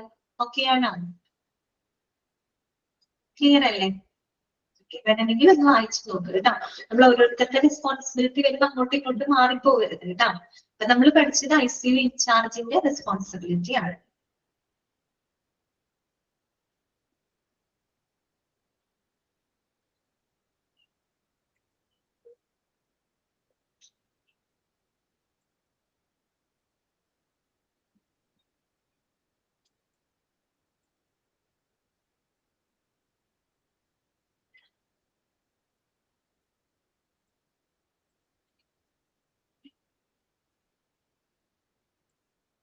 ഓക്കെ, അടുത്തത് കേട്ടോ. നെക്സ്റ്റ് വരുന്നത് the hospital administration should ensure. അതായത് ഒരു ICU സംബന്ധമായിട്ട് അവിടുത്തെ ഹോസ്പിറ്റൽ അഡ്മിനിസ്ട്രേഷൻ ഉറപ്പുവരുത്തേണ്ട കാര്യങ്ങൾ എന്തൊക്കെയാണ്? ഒരു ഹോസ്പിറ്റലിന് മൊത്തത്തിൽ ഓവറോൾ മാനേജ് ചെയ്ത് പോകുന്നത് അവിടുത്തെ അഡ്മിനിസ്ട്രേഷൻ ആണ് അല്ലെ. അവിടെ ഏതൊക്കെ ഡിപ്പാർട്ട്മെന്റുകൾ പ്രവർത്തിക്കുന്നുണ്ടോ അതിന്റെ എല്ലാത്തിന്റെയും റെസ്പോൺസിബിലിറ്റി ആർക്കുണ്ട്? ഹോസ്പിറ്റൽ അഡ്മിനിസ്ട്രേഷൻ ഉണ്ട്. അപ്പൊ ഒരു ICU ബേസ്ഡ് ആയിട്ട് ഒരു അഡ്മിനിസ്ട്രേഷൻ ഉറപ്പുവരുത്തേണ്ട കാര്യങ്ങൾ എന്തൊക്കെയാണ് കേട്ടോ. ഒന്നാമത്തെ പോയിന്റ് എന്താണ്? A suitable environment for the patient safety. പേഷ്യന്റിന്റെ സേഫ്റ്റിക്ക് വേണ്ടിയിട്ട് നല്ല ഒരു എന്താ പറയാ എൻവയോൺമെന്റ് ഉറപ്പുവരുത്തേണ്ടത് അവിടുത്തെ അഡ്മിനിസ്ട്രേഷൻ ആണ് അല്ലെ. പേഷ്യന്റിന്റെ സേഫ്റ്റി ഇസ് വെരി ഇമ്പോർട്ടന്റ് ആണ് അല്ലെ. അപ്പൊ പേഷ്യന്റിന്റെ സേഫ്റ്റി ഉറപ്പുവരുത്തുന്നതിന് നല്ലൊരു എൻവയോൺമെന്റ് എന്താണ് ഉറപ്പാക്കേണ്ടത് അഡ്മിനിസ്ട്രേഷൻ ആണ്. പിന്നെന്താണ്? Sufficient resources in good working condition. അതുപോലെ എല്ലാ നല്ല വർക്കിംഗ് കണ്ടീഷൻസിലുള്ള റിസോഴ്സസുകളതും ആവശ്യത്തിനുള്ള എല്ലാ റിസോഴ്സുകളും അവിടെ ഉറപ്പുവരുത്തുക. റിസോഴ്സ് എന്ന് പറയുമ്പോൾ അവിടെ ഹ്യൂമൻ റിസോഴ്സസും വരാം, അതല്ലാതെ ഉള്ള റിസോഴ്സസും വരാം കേട്ടോ. എത്രയും നല്ല സേവനങ്ങൾ കൊടുക്കണമെങ്കിൽ അവിടെ ഹ്യൂമൻ റിസോഴ്സസ് വേണം. അതുപോലെ മറ്റുള്ള എക്യുപ്മെന്റ്സുകൾ ആയിക്കോട്ടെ, ഡിവൈസസുകളും അങ്ങനെയുള്ള റിസോഴ്സസുകൾ അവിടെ ഉണ്ടായിരിക്കണം അല്ലെ. അപ്പൊ എല്ലാ റിസോഴ്സുകളും നല്ല വർക്കിംഗ് കണ്ടീഷനിലായിട്ടുള്ള റിസോഴ്സസുകൾ അവിടെ ആവശ്യത്തിനനുസരിച്ച് ഉറപ്പുവരുത്തണം. പിന്നെ ample number of skilled medical and nursing team. അതുപോലെ തന്നെ ആവശ്യത്തിന് എണ്ണം മെഡിക്കൽ നഴ്സിംഗ് ടീമുകൾ അവിടെ ഉണ്ടായിരിക്കണം. അതില്ലാതെ ഉണ്ടെങ്കിൽ അത് അഡ്മിനിസ്ട്രേഷൻ അത് എന്ത് ചെയ്യണം? അത്രയും പെട്ടെന്ന് അതിനുള്ള കാര്യങ്ങൾ ചെയ്യണം കേട്ടോ. അപ്പൊ ample number of skilled medical and nursing ടീമുകളുടെ ആവശ്യത്തിനനുസരിച്ചിട്ടുള്ള മെഡിക്കൽ നഴ്സിംഗ് ടീമുകൾ അവിടെ ഉറപ്പാക്കണം. അതുപോലെ standards of care that include proper referral system. അതായത് ഒരു റെഫറൽ സംവിധാനത്തോട് കൂടിയിട്ടുള്ള നല്ല നിലവാരമുള്ള ഒരു പരിചരണം അവിടെ ഉറപ്പുവരുത്തണം. എന്താണ് റെഫറൽ സിസ്റ്റം എന്ന് പറഞ്ഞാൽ ഇവിടെ ഉദ്ദേശിക്കുന്നത് എന്താണ്? ഒന്നുകിൽ ഇവിടെ ഉദ്ദേശിക്കുന്നത് ഒരു ടെർഷ്യറി ലെവലിനുള്ള അർത്ഥമാണ് കേട്ടോ. ടെർഷ്യറി ലെവൽ അല്ലെങ്കിൽ നമ്മളിപ്പോ ഒരു ഹോസ്പിറ്റലിൽ ഒരു പേഷ്യന്റ് വരികയാണ്, അവർക്കൊരു നല്ല ട്രീറ്റ്മെന്റ് കൊടുക്കാനുള്ള ഒരു സംവിധാനങ്ങൾ ആ ഒരു ഹോസ്പിറ്റലിൽ ഇല്ലാന്നുണ്ടെങ്കിൽ നമ്മൾ എന്ത് ചെയ്യണം, കുറേ കൂടെ നല്ല ട്രീറ്റ്മെന്റ് കിട്ടുന്ന മറ്റേതെങ്കിലും ഹെൽത്ത് കെയർ ഫെസിലിറ്റിയിലോട്ട് അവരെ റെഫർ ചെയ്ത് വിടണം അല്ലെ. അങ്ങനെ ഒരു നല്ലൊരു റെഫറൻസ്, അങ്ങനെ ഒരു അർത്ഥമുണ്ട്. അതുകൂടാതെ റെഫറൽ എന്ന് പറയുമ്പോൾ നമ്മൾ ടെർഷ്യറി കെയർ ഒക്കെ കൊടുക്കുകയും അത്രയും അഡ്വാൻസ്ഡ് ആയിട്ടുള്ള പരിചരണങ്ങളൊക്കെ കൊടുക്കുന്ന അത്തരം റെഫറൻസ് സംവിധാനത്തോട് കൂടിയിട്ടുള്ള നല്ലൊരു പരിചരണ നിലവാരം ഉറപ്പുവരുത്തേണ്ടത് അഡ്മിനിസ്ട്രേഷൻ ആണ്. പിന്നെന്താണ്, എൻഷുവർ ക്വാളിറ്റി അഷ്വറൻസ് പ്രോഗ്രാംസ് ആണ്.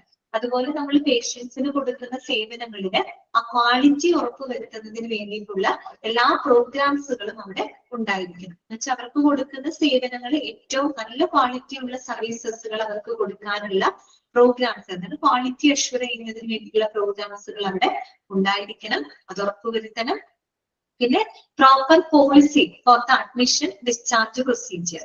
ICU സംബന്ധമായിട്ടുള്ള അഡ്മിഷൻ ആയിക്കോട്ടെ ഡിസ്ചാർജിനായിക്കോട്ടെ കൃത്യമായിട്ടുള്ള പോളിസികൾ നടപ്പിലാക്കുക അല്ലെ. നമുക്കറിയാം, നമ്മൾ ICU അഡ്മിഷൻ കൃത്യമായിട്ടുള്ള ചില ക്രൈറ്റീരിയസ് നമ്മളുണ്ട്, അതുപോലെ ഡിസ്ചാർജ് പ്രൊസീജിയറിനുണ്ട് അല്ലെ. ഇങ്ങനെയുള്ള അഡ്മിഷൻ ഡിസ്ചാർജ് പ്രൊസീജിയറുമായിട്ട് ബന്ധപ്പെട്ട പോളിസികൾ പ്രോപ്പർ ആയിട്ട് നടപ്പിലാക്കേണ്ടതും അഡ്മിനിസ്ട്രേഷൻ ആണ് കേട്ടോ. അപ്പൊ എന്തൊക്കെയാണ് നമ്മൾ പറഞ്ഞത്, പേഷ്യന്റിന്റെ സേഫ്റ്റിക്ക് വേണ്ടിയിട്ട് നല്ലൊരു എൻവയോൺമെന്റ് ഒരുക്കി കൊടുക്കുക, നല്ല വർക്കിംഗ് കണ്ടീഷനിലുള്ള റിസോഴ്സസുകൾ ഉറപ്പുവരുത്തുക, ആവശ്യത്തിനുള്ള മെഡിക്കൽ നഴ്സിംഗ് ടീമുകളുടെ ഉറപ്പുവരുത്തുക, റെഫറൽ സംവിധാനത്തോടു കൂടി പരിചരണ നിലവാരം ഉറപ്പാക്കുക, ക്വാളിറ്റി അഷ്വറൻസ് പ്രോഗ്രാംസുകൾ കണ്ടക്ട് ചെയ്യുക, അതുപോലെ അഡ്മിഷൻ ഡിസ്ചാർജ് പ്രൊസീജിയറുകൾക്കായിട്ടുള്ള പോളിസികൾ പ്രോട്ടോകോൾസുകളൊക്കെ നടപ്പിലാക്കുക. ഇത്രയൊക്കെ അഡ്മിനിസ്ട്രേഷന്റെ റെസ്പോൺസിബിലിറ്റി ആണ് കേട്ടോ.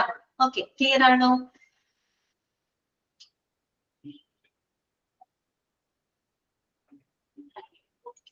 അപ്പൊ അത് നമ്മുടെ കഴിഞ്ഞു. ഇനി നമുക്ക് നെക്സ്റ്റ് നോക്കാനുള്ളത് ഡ്യൂട്ടീസ് ഓഫ് ICU സെക്രട്ടറി. ഇതാണ് duties of ICU secretary. ICU സെക്രട്ടറിയുടെ ഡ്യൂട്ടീസ് എന്താണ്? അപ്പൊ ICU സെക്രട്ടറിയെ പറ്റി നമ്മൾ വേറെ എവിടെയും പറഞ്ഞില്ല അല്ലെ. അപ്പൊ ആരാണ് ICU സെക്രട്ടറി എന്നുള്ളത് ആദ്യം നമ്മൾ മനസ്സിലാക്കണം. എന്നിട്ട് വേണം അദ്ദേഹത്തിന്റെ ഡ്യൂട്ടീസും റെസ്പോൺസിബിലിറ്റി ഒക്കെ പഠിക്കാനായിട്ട്. ആരാണ് ICU സെക്രട്ടറി എന്ന് പറഞ്ഞു കഴിഞ്ഞാല്, അദ്ദേഹം ഒരു അഡ്മിനിസ്ട്രേറ്റീവ് പ്രൊഫഷണൽ ആണ് കേട്ടോ. ക്ലിനിക്കൽ ജോബ് അല്ല അദ്ദേഹം ചെയ്യുന്നത്, നോൺ ക്ലിനിക്കൽ ജോബാണ്. ദാറ്റ് മീൻസ് അദ്ദേഹം ഒരു അഡ്മിനിസ്ട്രേറ്റീവ് പ്രൊഫഷണൽ ആണ് who works in ICU. ICU work ചെയ്യുന്ന ഒരു അഡ്മിനിസ്ട്രേറ്റീവ് പ്രൊഫഷണൽ ആണ് who provides the support to patients, medical staff and other medical departments. That means അവര് കൂടുതൽ ഈ പറയുന്ന പേഷ്യൻസിനും മറ്റ് മെഡിക്കൽ സ്റ്റാഫുകൾക്കും മറ്റുള്ള മെഡിക്കൽ ഡിപ്പാർട്ട്മെന്റുകൾക്കും ആവശ്യമായിട്ടുള്ള എല്ലാവിധ സപ്പോർട്ടും കൊടുക്കുന്ന ഒരു അഡ്മിനിസ്ട്രേറ്റീവ് പ്രൊഫഷണൽ ആണ് അത് ICU സെക്രട്ടറി എന്ന് പറയുന്നത്. ICUവിൽ പ്രവർത്തിക്കുന്ന ICU സംബന്ധമായിട്ട് എല്ലാ പിന്തുണയും, പേഷ്യൻസിനായിക്കോട്ടെ അവിടെ വർക്ക് ചെയ്യുന്ന മെഡിക്കൽ സ്റ്റാഫുകൾക്കായിക്കോട്ടെ മറ്റുള്ള മെഡിക്കൽ ഡിപ്പാർട്ട്മെന്റുകൾക്കും ആവശ്യമായിട്ടുള്ള പിന്തുണ കൊടുക്കുന്ന ഒരു അഡ്മിനിസ്ട്രേറ്റീവ് പ്രൊഫഷണൽ ആണ് ആര് ICU സെക്രട്ടറി എന്ന് പറയുന്നത് കേട്ടോ. അപ്പൊ എന്തൊക്കെയാണ് അദ്ദേഹത്തിന്റെ ഡ്യൂട്ടീസ്? അദ്ദേഹം കൂടുതലും ഇങ്ങനെയുള്ള ക്ലിനിക്കൽ ആയിട്ടുള്ള അഡ്മിനിസ്ട്രേറ്റീവ് സംബന്ധമായിട്ടുള്ള ഡ്യൂട്ടീസ് ഒക്കെയാണ് ഒരു ICU സെക്രട്ടറിക്ക് വരുന്നത് കേട്ടോ. ഫസ്റ്റ് പോയിന്റ് ഇതാണ്, a unit secretary in the ICU is normally the first person who family members and visitors meet when coming to the ICU. അതായത് സാധാരണ ICUവിലോട്ട് ഈ പറയുന്ന പേഷ്യൻസ് അവരുടെ ഫാമിലി മെമ്പേഴ്സ് ഒക്കെ വരുമ്പോൾ അവർ ഫസ്റ്റ് മീറ്റ് ചെയ്യുന്ന വ്യക്തി എന്ന് പറഞ്ഞാൽ മിക്കവാറും ആരായിരിക്കും? അത് ICU സെക്രട്ടറി ആയിരിക്കും കേട്ടോ. ICU സെക്രട്ടറി ആയിരിക്കും അവർ ഫസ്റ്റ് മീറ്റ് ചെയ്യുന്നുണ്ടാവാം. ഓക്കെ, അപ്പോ അദ്ദേഹത്തിന്റെ ഡ്യൂട്ടി നോക്കിയേ, attend calls and pass on messages properly. ICUലോട്ടൊക്കെ വരുന്ന കോളുകൾ അറ്റൻഡ് ചെയ്യുക, അതുപോലെ തന്നെ കൃത്യമായിട്ട് മെസ്സേജുകൾ പാസ് ചെയ്യുക, അങ്ങോട്ടും ഇങ്ങോട്ടും പാസ് ചെയ്യുക എന്നുള്ളത് അദ്ദേഹത്തിന്റെ റെസ്പോൺസിബിലിറ്റി ആണ്. അതുപോലെ accountable for greeting them and listening to determine what the client requires. അതുപോലെ ICUലോട്ട് വരുന്ന ആളുകളെ അത് ഗ്രീറ്റ് ചെയ്യുക അല്ലെ, നല്ല രീതിയിൽ അവരെ ഗ്രീറ്റ് ചെയ്യുക, അവരെ വെൽക്കം ചെയ്യുക. അതുപോലെ തന്നെ എന്താണോ ക്ലയന്റിന്റെ ആവശ്യങ്ങൾ അത് കൃത്യമായിട്ട് ശ്രദ്ധിച്ച് മനസ്സിലാക്കുക എന്നുള്ളതും അദ്ദേഹത്തിന്റെ റെസ്പോൺസിബിലിറ്റിയാണ്. ഒരു ക്ലയന്റിന്റെ ആവശ്യം എന്താണ്, അവരെന്താണ് എക്സ്പെക്ട് ചെയ്യുന്നത്, അവരുടെ ആവശ്യം എന്താണ്, അത് കൃത്യമായിട്ട് മനസ്സിലാക്കി അത് ഡിറ്റർമിൻ ചെയ്യുക എന്നുള്ളതും അദ്ദേഹത്തിന്റെ റെസ്പോൺസിബിലിറ്റി ആണ്. അതുപോലെ the secretary is liable to answer basic questions and provide general information such as visiting hours for the ICU. അതുപോലെ ഒരു യൂണിറ്റ് സെക്രട്ടറി എന്ന് പറഞ്ഞാൽ അദ്ദേഹം ICU ബേസ്ഡ് ആയിട്ടുള്ള എല്ലാ ക്വസ്റ്റ്യൻസുകൾക്കും ആൻസർ കൊടുക്കേണ്ടത്. അതായത് ICU സംബന്ധമായിട്ടുള്ള ജനറൽ ആയിട്ടുള്ള ഇൻഫർമേഷൻസുകൾ ആളുകൾക്ക് പ്രൊവൈഡ് ചെയ്യുക. ലൈക്ക് ഇപ്പം ICUലെ വിസിറ്റിംഗ് അവേഴ്സ് എപ്പോഴാണ്, അങ്ങനെ ICU സംബന്ധമായിട്ടുള്ള എല്ലാ കാര്യങ്ങളും ഇൻഫർമേഷൻസ് പ്രൊവൈഡ് ചെയ്യാനായിട്ട് റെസ്പോൺസിബിലിറ്റി ആർക്കാണ്? ICU സെക്രട്ടറിക്കാണ്. അല്ലാതെ ICU ഇൻചാർജിനോ ഹോസ്പിറ്റൽ അഡ്മിനിസ്ട്രേഷനോ അല്ല അതിന്റെ ഉത്തരവാദിത്തം, അത് ICU സെക്രട്ടറിക്കാണ്. ഓക്കെ, ഇതെന്താണ്? If cannot provide information concerning the medical status of a patient, it is the secretary who helps point the customers in the right direction and refers them to other staff members if needed. അതുപോലെ തന്നെ ഏതെങ്കിലും കാരണവശാല് പേഷ്യന്റിന്റെ medical സ്റ്റാറ്റസിനെ സംബന്ധിച്ചിട്ട് സെക്രട്ടറിക്ക് അനുയോജ്യമായിട്ടുള്ള വിവരങ്ങൾ provide ചെയ്യാൻ കഴിയാത്ത പക്ഷം സെക്രട്ടറി എന്ത് ചെയ്യണം? കസ്റ്റമേഴ്സിനെ അവരെ ഹെൽപ്പ് ചെയ്യാനായിട്ട് അവരുടെ കറക്റ്റ് റൈറ്റ് ഡയറക്ഷനിലോട്ട്, അവരെ ശരിയായ ഡയറക്ഷൻ എന്ന് വെച്ചാൽ അവര് എവിടെ നിന്നാണോ അവർക്ക് വിവരങ്ങൾ ലഭിക്കുന്നത് അങ്ങനെയുള്ള ആളുകളിലേക്ക് അവരെ ഡയറക്ട് ചെയ്ത് വിടുക കേട്ടോ, അത് റെഫർ ചെയ്ത് വിടേണ്ടത് അത്യാവശ്യമാണ്. അതായത് ICU സെക്രട്ടറി ചെയ്യണം. പേഷ്യന്റിന്റെ ഹെൽത്ത് കണ്ടീഷനെ പറ്റിയിട്ട് അവർക്ക് ഒരു കറക്റ്റ് ഇൻഫർമേഷൻ കൊടുക്കാൻ പറ്റിയില്ല എന്നുണ്ടെങ്കിൽ അവരെന്ത് ചെയ്യണം? ആ ഇൻഫർമേഷൻ കൊടുക്കാൻ പറ്റുന്ന ഏബിൾ ആയിട്ടുള്ള ആളുകളിലേക്ക്, സ്റ്റാഫ് മെമ്പേഴ്സിലേക്ക് അവരെ ഡയറക്ട് ചെയ്ത് വിടണം. അല്ലെ, കസ്റ്റമേഴ്സിനെ ഡയറക്ട് ചെയ്ത് വിടാനുള്ള റെസ്പോൺസിബിലിറ്റി അദ്ദേഹത്തിനുണ്ട്. അതുപോലെ തന്നെ perform clerical task, update bed status in computer. അതായത് ICU ബേസ്ഡ് ആയിട്ടുള്ള ക്ലറിക്കൽ ടാസ്കുകൾ ചെയ്യുക, അതുപോലെ കമ്പ്യൂട്ടറിൽ ബെഡ് സ്റ്റാറ്റസുകൾ പ്രോപ്പർ ആയിട്ട് അപ്ഡേറ്റ് ചെയ്യുക, ഇതൊക്കെ ICU സെക്രട്ടറിയുടെ ഡ്യൂട്ടിയാണ്. പിന്നെ maintenance, files and organises patient records കേട്ടോ. ICUലുള്ള പേഷ്യൻസിന്റെ റെക്കോർഡുകൾ മെയിൻറ്റെയിൻ ചെയ്യുക, അത് ഫയൽ ചെയ്ത് വെക്കാം, ഓർഗനൈസ് ചെയ്ത് വെക്കുക എന്നുള്ളതും റെസ്പോൺസിബിലിറ്റി ആണ്. ലാസ്റ്റ് എന്താണ്? Work with other departments to coordinate care services. രോഗിയുടെ പരിചരണം കോർഡിനേറ്റ് ഏകോപിപ്പിക്കുന്നതിന് വേണ്ടിയിട്ട് മറ്റുള്ള ഡിപ്പാർട്ട്മെന്റുകളുമായിട്ട് സഹകരിച്ച് പ്രവർത്തിക്കാം. ഓക്കെ, ക്ലിയർ ആയോ?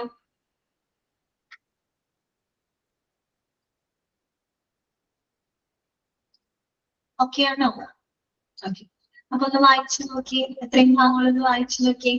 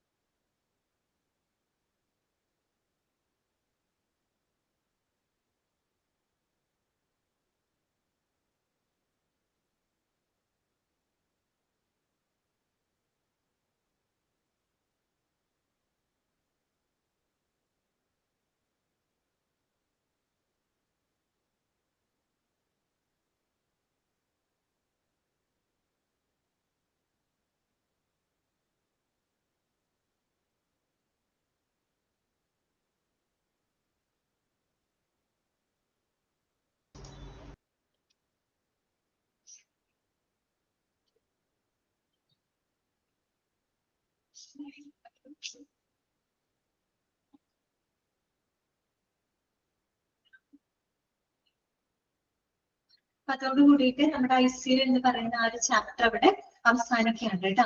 അപ്പൊ നമ്മൾ അതിനകത്ത് ICU എന്താണെന്ന് നമ്മൾ പഠിച്ചു, എങ്ങനെയുള്ള ആളുകളെയാണ് നമ്മൾ ICUയിൽ പരിചരിക്കുന്നത്. ഓക്കെ, പിന്നെ നമ്മൾ കണ്ടത് ഡിഫറെന്റ് ടൈപ്സ് ഓഫ് ICU ആണ് കേട്ടോ. ഏതൊക്കെ ടൈപ്പുകൾ ICU ഉണ്ട്.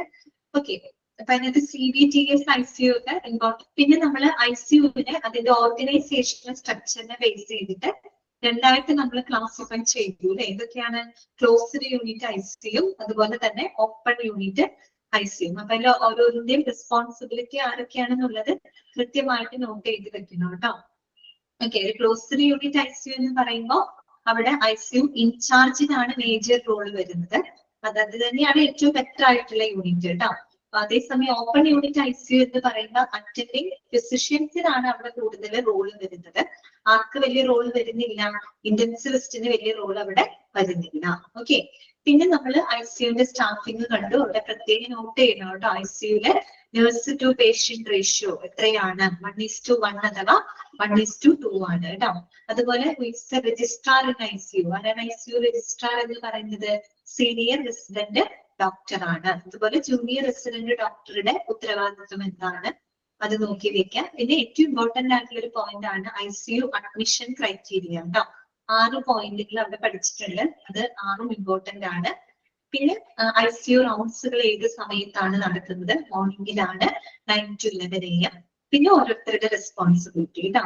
ICU ഇൻചാർജിന്റെ റെസ്പോൺസിബിലിറ്റി, ഹോസ്പിറ്റൽ അഡ്മിനിസ്ട്രേഷൻ ഉറപ്പുവരുത്തേണ്ട കാര്യങ്ങള്, പിന്നെ ICU സെക്രട്ടറിയുടെ റെസ്പോൺസിബിലിറ്റീസ്. ഇതോട് കൂടിയിട്ട് ചാപ്റ്ററുകളുടെ കഴിഞ്ഞു കേട്ടോ. ഓക്കെ, അപ്പൊ നമുക്ക് പുതിയൊരു ചാപ്റ്റർ അങ്ങനെയാണെങ്കിൽ സ്റ്റാർട്ട് ചെയ്താലോ? ഓക്കെ, അപ്പൊ എനിക്ക് മൊഡ്യൂള് 1-നകത്ത് ഈ ചാപ്റ്റേഴ്സുകളാണ് തന്നത് കേട്ടോ. ഒന്ന് ഡിപ്പാർട്ട്മെന്റ്സും പിന്നെ ഈ പറയുന്ന ഇന്റൻസീവ് കെയർ യൂണിറ്റും ആണ് തന്നിരുന്നത്. അപ്പൊ അത് കഴിഞ്ഞിട്ടുണ്ട് കേട്ടോ. അപ്പൊ ഞാൻ മൊഡ്യൂള് 2-ലോട്ട് കടക്കാണ്. മൊഡ്യൂള് 2-നകത്ത് ഞാൻ എടുക്കുന്നത് ഫസ്റ്റ് ചാപ്റ്റർ ആണ് കേട്ടോ. ഒന്നാമത്തെ ചാപ്റ്റർ കേട്ടോ, ഫാർമസി. ഓക്കെ, ഫാർമസി എന്ന് പറയുന്നത് ഫസ്റ്റ് ചാപ്റ്റർ ആണ് നമ്മൾ ഇനി സ്റ്റാർട്ട് ചെയ്യുന്നത്.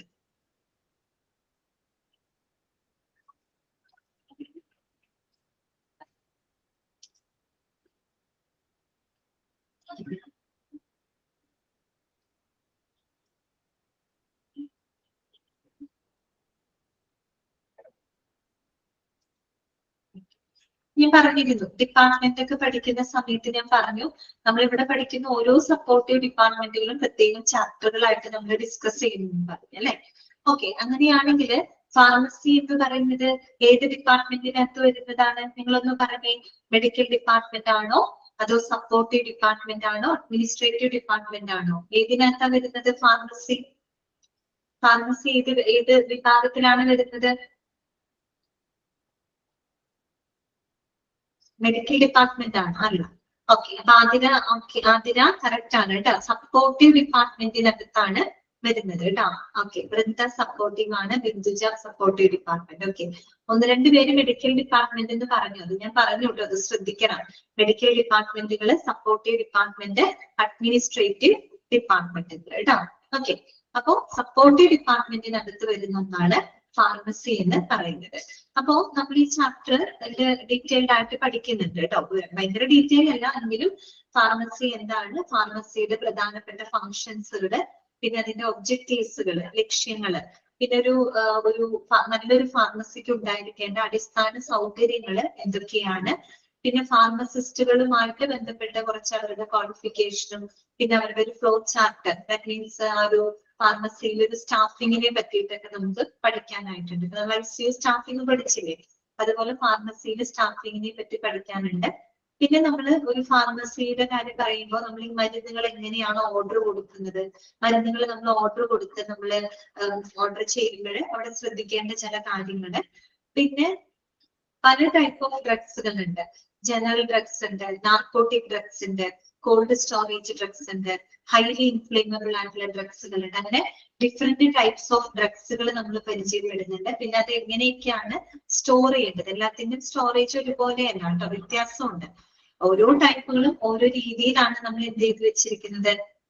എന്താണ് സജ്ജത്തിന് ചോദിക്കുന്നത്? സെക്കൻഡ്, അതെ, ഇത് സെക്കൻഡ് മൊഡ്യൂൾ ആണ് കേട്ടോ. ഇപ്പൊ ഞാൻ എടുക്കുന്ന chapter pharmacy second module first chapter ആണ് കേട്ടോ. ഓക്കെ, അങ്ങനെയുള്ള ക്വസ്റ്റ്യൻസുകൾ അങ്ങനെയുള്ള കാര്യങ്ങളാണ് നമ്മൾ ഈ ഒരു ചാപ്റ്ററിനകത്ത് പഠിക്കുന്നത് കേട്ടോ. ഓക്കെ, അപ്പൊ ഒരു ഐഡിയ കിട്ടിയിട്ടുണ്ടാവുമല്ലോ. ഫാർമ പഠിക്കാൻ പോകുന്ന കാര്യങ്ങളെ പറ്റിയിട്ട് നിങ്ങൾക്ക് ഒരു ഐഡിയ കിട്ടിയില്ലേ? ഓക്കെ, ഐഡിയ കിട്ടിയില്ലേ? മനസ്സിലായില്ലേ എന്തൊക്കെ കാര്യങ്ങളാണ് നമ്മൾ ഇതിനെ പഠിക്കാൻ പോകുന്നത് കേട്ടോ. ഓക്കെ, വായിക്കാം. സിമ്പിൾ ആയിട്ടുള്ള കാര്യങ്ങളാണ്. Chapter number 1 pharmacy. ഇൻട്രൊഡക്ഷൻ നോക്കുക കേട്ടോ. Hospital pharmacy is one of the most important departments among several departments of a hospital. അറിയാലോ, ഹോസ്പിറ്റലിലെ ഒരുപാട് ഡിപ്പാർട്ട്മെന്റുകൾ ഉണ്ട്. ഒത്തിരിയേറെ മെഡിക്കൽ ഡിപ്പാർട്ട്മെന്റുകളും സപ്പോർട്ടീവ് ഡിപ്പാർട്ട്മെന്റുകളൊക്കെ നമ്മൾ പഠിച്ചു. അതിനകത്ത് one of the most important ആയിട്ടുള്ള ഒരു സപ്പോർട്ടീവ് ഡിപ്പാർട്ട്മെന്റ് ആണ് ഇത് ഫാർമസി എന്ന് പറയുന്നത്. ഓക്കെ, ഇനി എന്താണ് ഹോസ്പിറ്റൽ ഫാർമസി എന്ന് ചോദിച്ചു കഴിഞ്ഞാല് അതിനൊരു ഡെഫിനേഷൻ അവിടെ കൊടുത്തിട്ടുണ്ട്, അണ്ടർലൈൻ ചെയ്ത് വെക്കാം കേട്ടോ. Hospital pharmacy is defined as that department of a hospital which handles procurement, storage, compounding, dispensing, manufacturing, testing, packaging and distribution of drugs. എന്താണ് പറയുന്നത്? ഹോസ്പിറ്റൽ ഫാർമസി എന്ന് പറഞ്ഞാൽ അതൊരു ഡിപ്പാർട്ട്മെന്റ് ആണ് അല്ലെ. ഇനോ ദിസ് സപ്പോർട്ടീവ് ഡിപ്പാർട്ട്മെന്റ് ആണെന്നുള്ളത് നമുക്കറിയാവുന്നതാണ്. എന്തൊക്കെ കാര്യങ്ങളാണ് അവിടെ ചെയ്യുന്നത്? അവിടെ മരുന്നുകളുടെ എന്താണ് പ്രൊക്യൂർമെന്റ് അല്ലെ. പ്രൊക്യൂർ ചെയ്യാന്ന് വെച്ചാൽ എന്താണ്? പ്രൊക്യൂർ മീൻസ് എന്താണ്? സ്റ്റോറേജ് എന്നാണ് കേട്ടോ. പ്രൊക്യൂർ മീൻസ് സ്റ്റോറേജ് ആണ്. സോ മരുന്നുകളുടെ സ്റ്റോറേജ് തന്നെയാണ്. Okay, procurement means storage. അതുപോലെ തന്നെ കോമ്പൗണ്ടിങ്. കോമ്പൗണ്ടിങ് എന്ന് പറഞ്ഞാൽ ശരിക്കും എന്താണ്? This the process of mixing, altering and preparing A drug അല്ലെ. നമ്മൾ ഈ ഒരു ഡ്രഗ് പ്രിപ്പയർ ചെയ്തെടുക്കുന്ന ആ ഒരു പ്രോസസ്സിനെയാണ് നമ്മൾ കോമ്പൗണ്ടിങ് എന്ന് പറയുന്നത് അല്ലെ. മരുന്നുകളിൽ അല്ലെ, അപ്പൊ നമുക്കറിയാം ഓരോ മെഡിസിൻ എടുത്താൽ അതിൽ ഓരോരോ കണ്ടന്റുകളായിട്ട് ഓരോ കണ്ടന്റുകൾ ഓരോ ലെവലിൽ ഓരോ അളവിലായിരിക്കും നമ്മൾ എടുക്കുക അല്ലെ. അപ്പൊ അങ്ങനെ നമ്മൾ കണ്ടന്റുകളൊക്കെ മിക്സ് ചെയ്ത് പല കണ്ടന്റുകൾ അങ്ങോട്ടും ഇങ്ങോട്ടും ഒക്കെ ആൾട്ടർ ചെയ്ത് നമ്മളൊരു ഡ്രഗ് പ്രിപ്പയർ ചെയ്തെടുക്കുകയാണ് അല്ലെ. ഒരു ഡ്രഗിനെ നമ്മൾ ഉണ്ടാക്കിയെടുക്കുന്ന ആ ഒരു പ്രോസസ്സ് അല്ലെ, കോമ്പൗണ്ടിങ് എന്നാണ് പറയാ അല്ലെ. കോമ്പൗണ്ടിങ്. അതുപോലെ തന്നെ ഡിസ്പെൻസിങ് അല്ലെ, വിതരണം.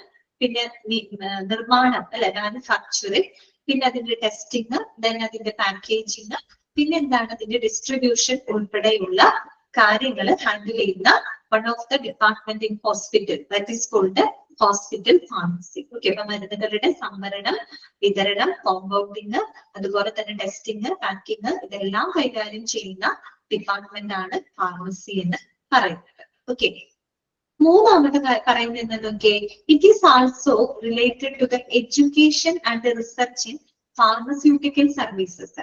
ഫാർമസി എന്ന് പറയുമ്പോൾ അതിന്റെ സേവനങ്ങൾ വെറും മരുന്ന് വിതരണം മാത്രമല്ല കേട്ടോ. മരുന്നിന്റെ വിതരണം മാത്രമല്ല അവിടെ ഉദ്ദേശിക്കുന്നത്. ഫാർമസി എന്ന് പറയുന്ന ഡിപ്പാർട്ട്മെന്റ് നമ്മുടെ ഫാർമസ്യൂട്ടിക്കൽ സേവനങ്ങളുമായിട്ട് ബന്ധപ്പെട്ട ഗവേഷണം, വിദ്യാഭ്യാസം, അതുമായിട്ടൊക്കെ ബന്ധപ്പെട്ടിരിക്കുന്ന ഒന്നാണ്. ഒരുപാട് ഫാർമസ്യൂട്ടിക്കൽ കോഴ്സുകളൊക്കെ ഉണ്ട് അല്ലെ. B pharma, pharma D, pharma D, ഇങ്ങനെയൊക്കെയുള്ള ഒത്തിരിയേറെ ഫാർമസ്യൂട്ടിക്കൽ കോഴ്സുകളുണ്ട് അല്ലെ. അപ്പൊ ഫാർമസ്യൂട്ടിക്കൽ സേവനങ്ങളുമായിട്ട് ബന്ധപ്പെട്ട ഗവേഷണം, വിദ്യാഭ്യാസം, അതുമായിട്ടും എന്ത് റിലേറ്റഡ് ആണ്? ഈ ഒരു ഡിപ്പാർട്ട്മെന്റ് റിലേറ്റഡ് ആണ്. A hospital pharmacy is governed by a professionally efficient and qualified pharmacist. ഒരു ഫാർമസി ആരാണ് മുന്നോട്ട് നയിക്കുന്നത്? ഫാർമസിസ്റ്റ് ആണ് അല്ലെ. വളരെ പ്രൊഫഷണലി എഫിഷ്യന്റ് ആയിട്ടുള്ള ക്വാളിഫൈഡ് ആയിട്ടുള്ള ഒരു ഫാർമസിസ്റ്റ് ആണ് ഫാർമസിനെ മുന്നോട്ട് നയിക്കുന്നത്. ഇനി ഹോസ്പിറ്റൽ ഫാർമസിസ്റ്റുകളുടെ റെസ്പോൺസിബിലിറ്റീസ് എന്തൊക്കെയാണെന്ന് നോക്കിയേ. Hospital pharmacists are accountable for the ordering, quality testing, storing and security of drugs and medicines in hospitals. അല്ലെ, ഒരു ഫാർമസിസ്റ്റ് എന്ന് പറയുന്ന അദ്ദേഹത്തിന് ഒരുപാട് റെസ്പോൺസിബിലിറ്റി ഉണ്ട് കേട്ടോ. അദ്ദേഹം ഒരു ഹോസ്പിറ്റലിൽ ഈ പറയുന്ന മെഡിസിൻസുകളൊക്കെ ഓർഡർ കൊടുക്കുക അല്ലെ, കൃത്യമായിട്ട് അതിന്റെ ഓർഡർ കൊടുക്കുക. പറയാട്ടോ അനീസ, പറയാട്ടോ. ഓർഡർ കൊടുക്കുക. അതുപോലെ തന്നെ ക്വാളിറ്റി ടെസ്റ്റിംഗ്, മരുന്നുകളുടെ ക്വാളിറ്റികൾ ടെസ്റ്റ് ചെയ്യുക. അതുപോലെ സ്റ്റോറിങ്, അത് ശരിയായ രീതിയിൽ സ്റ്റോർ ചെയ്യാം. ഇതൊക്കെ നമ്മൾ പഠിക്കുന്നുണ്ട് കേട്ടോ. ഓരോരോ മരുന്നുകൾ ഓരോരോ രീതിയിലാണ് നമ്മൾ സ്റ്റോർ ചെയ്യുന്നത് കേട്ടോ. അപ്പൊ അതിന്റെ സ്റ്റോറിങ്. പിന്നെ എന്താണ്? സെക്യൂരിറ്റി ഓഫ് ഡ്രഗ്സ്, മരുന്നുകളുടെ സെക്യൂരിറ്റി. ഇത്രയും കാര്യങ്ങള് എന്താണ് എന്താ പറയുന്നത്? എക്സ്പയറി.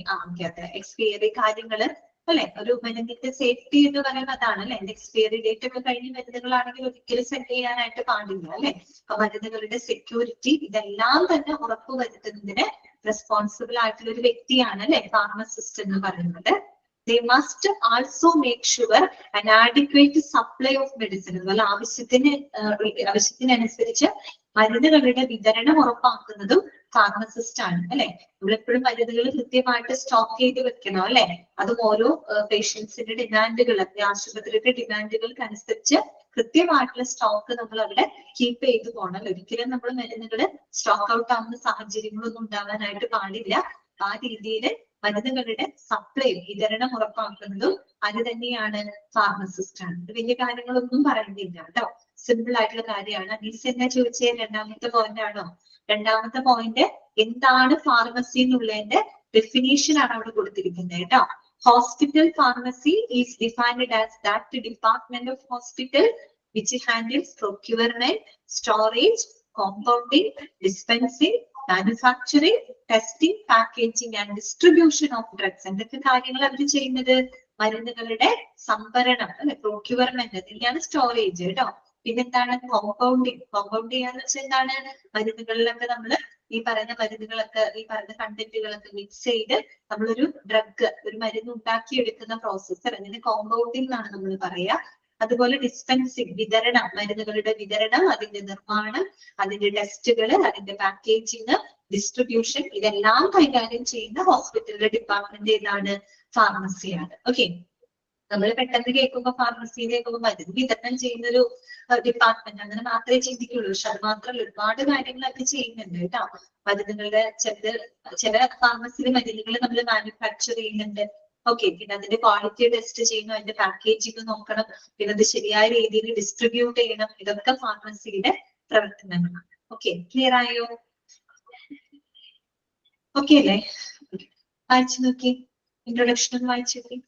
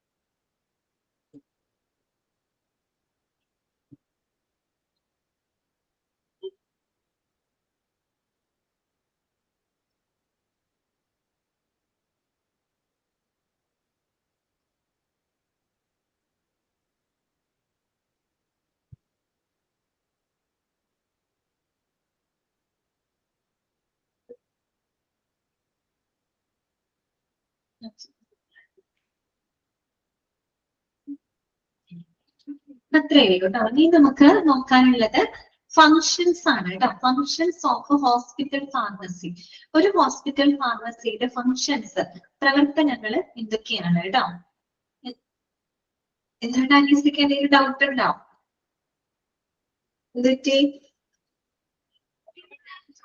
പ്രൊക്യൂർമെന്റ് എന്ന് പറഞ്ഞാൽ സ്റ്റോറേജ് എന്നാണ് അർത്ഥം കേട്ടോ. സ്റ്റോർ ചെയ്ത് വെക്കാം കേട്ടോ. പ്രൊക്യൂർ ചെയ്യാം, സ്റ്റോറേജ് കേട്ടോ.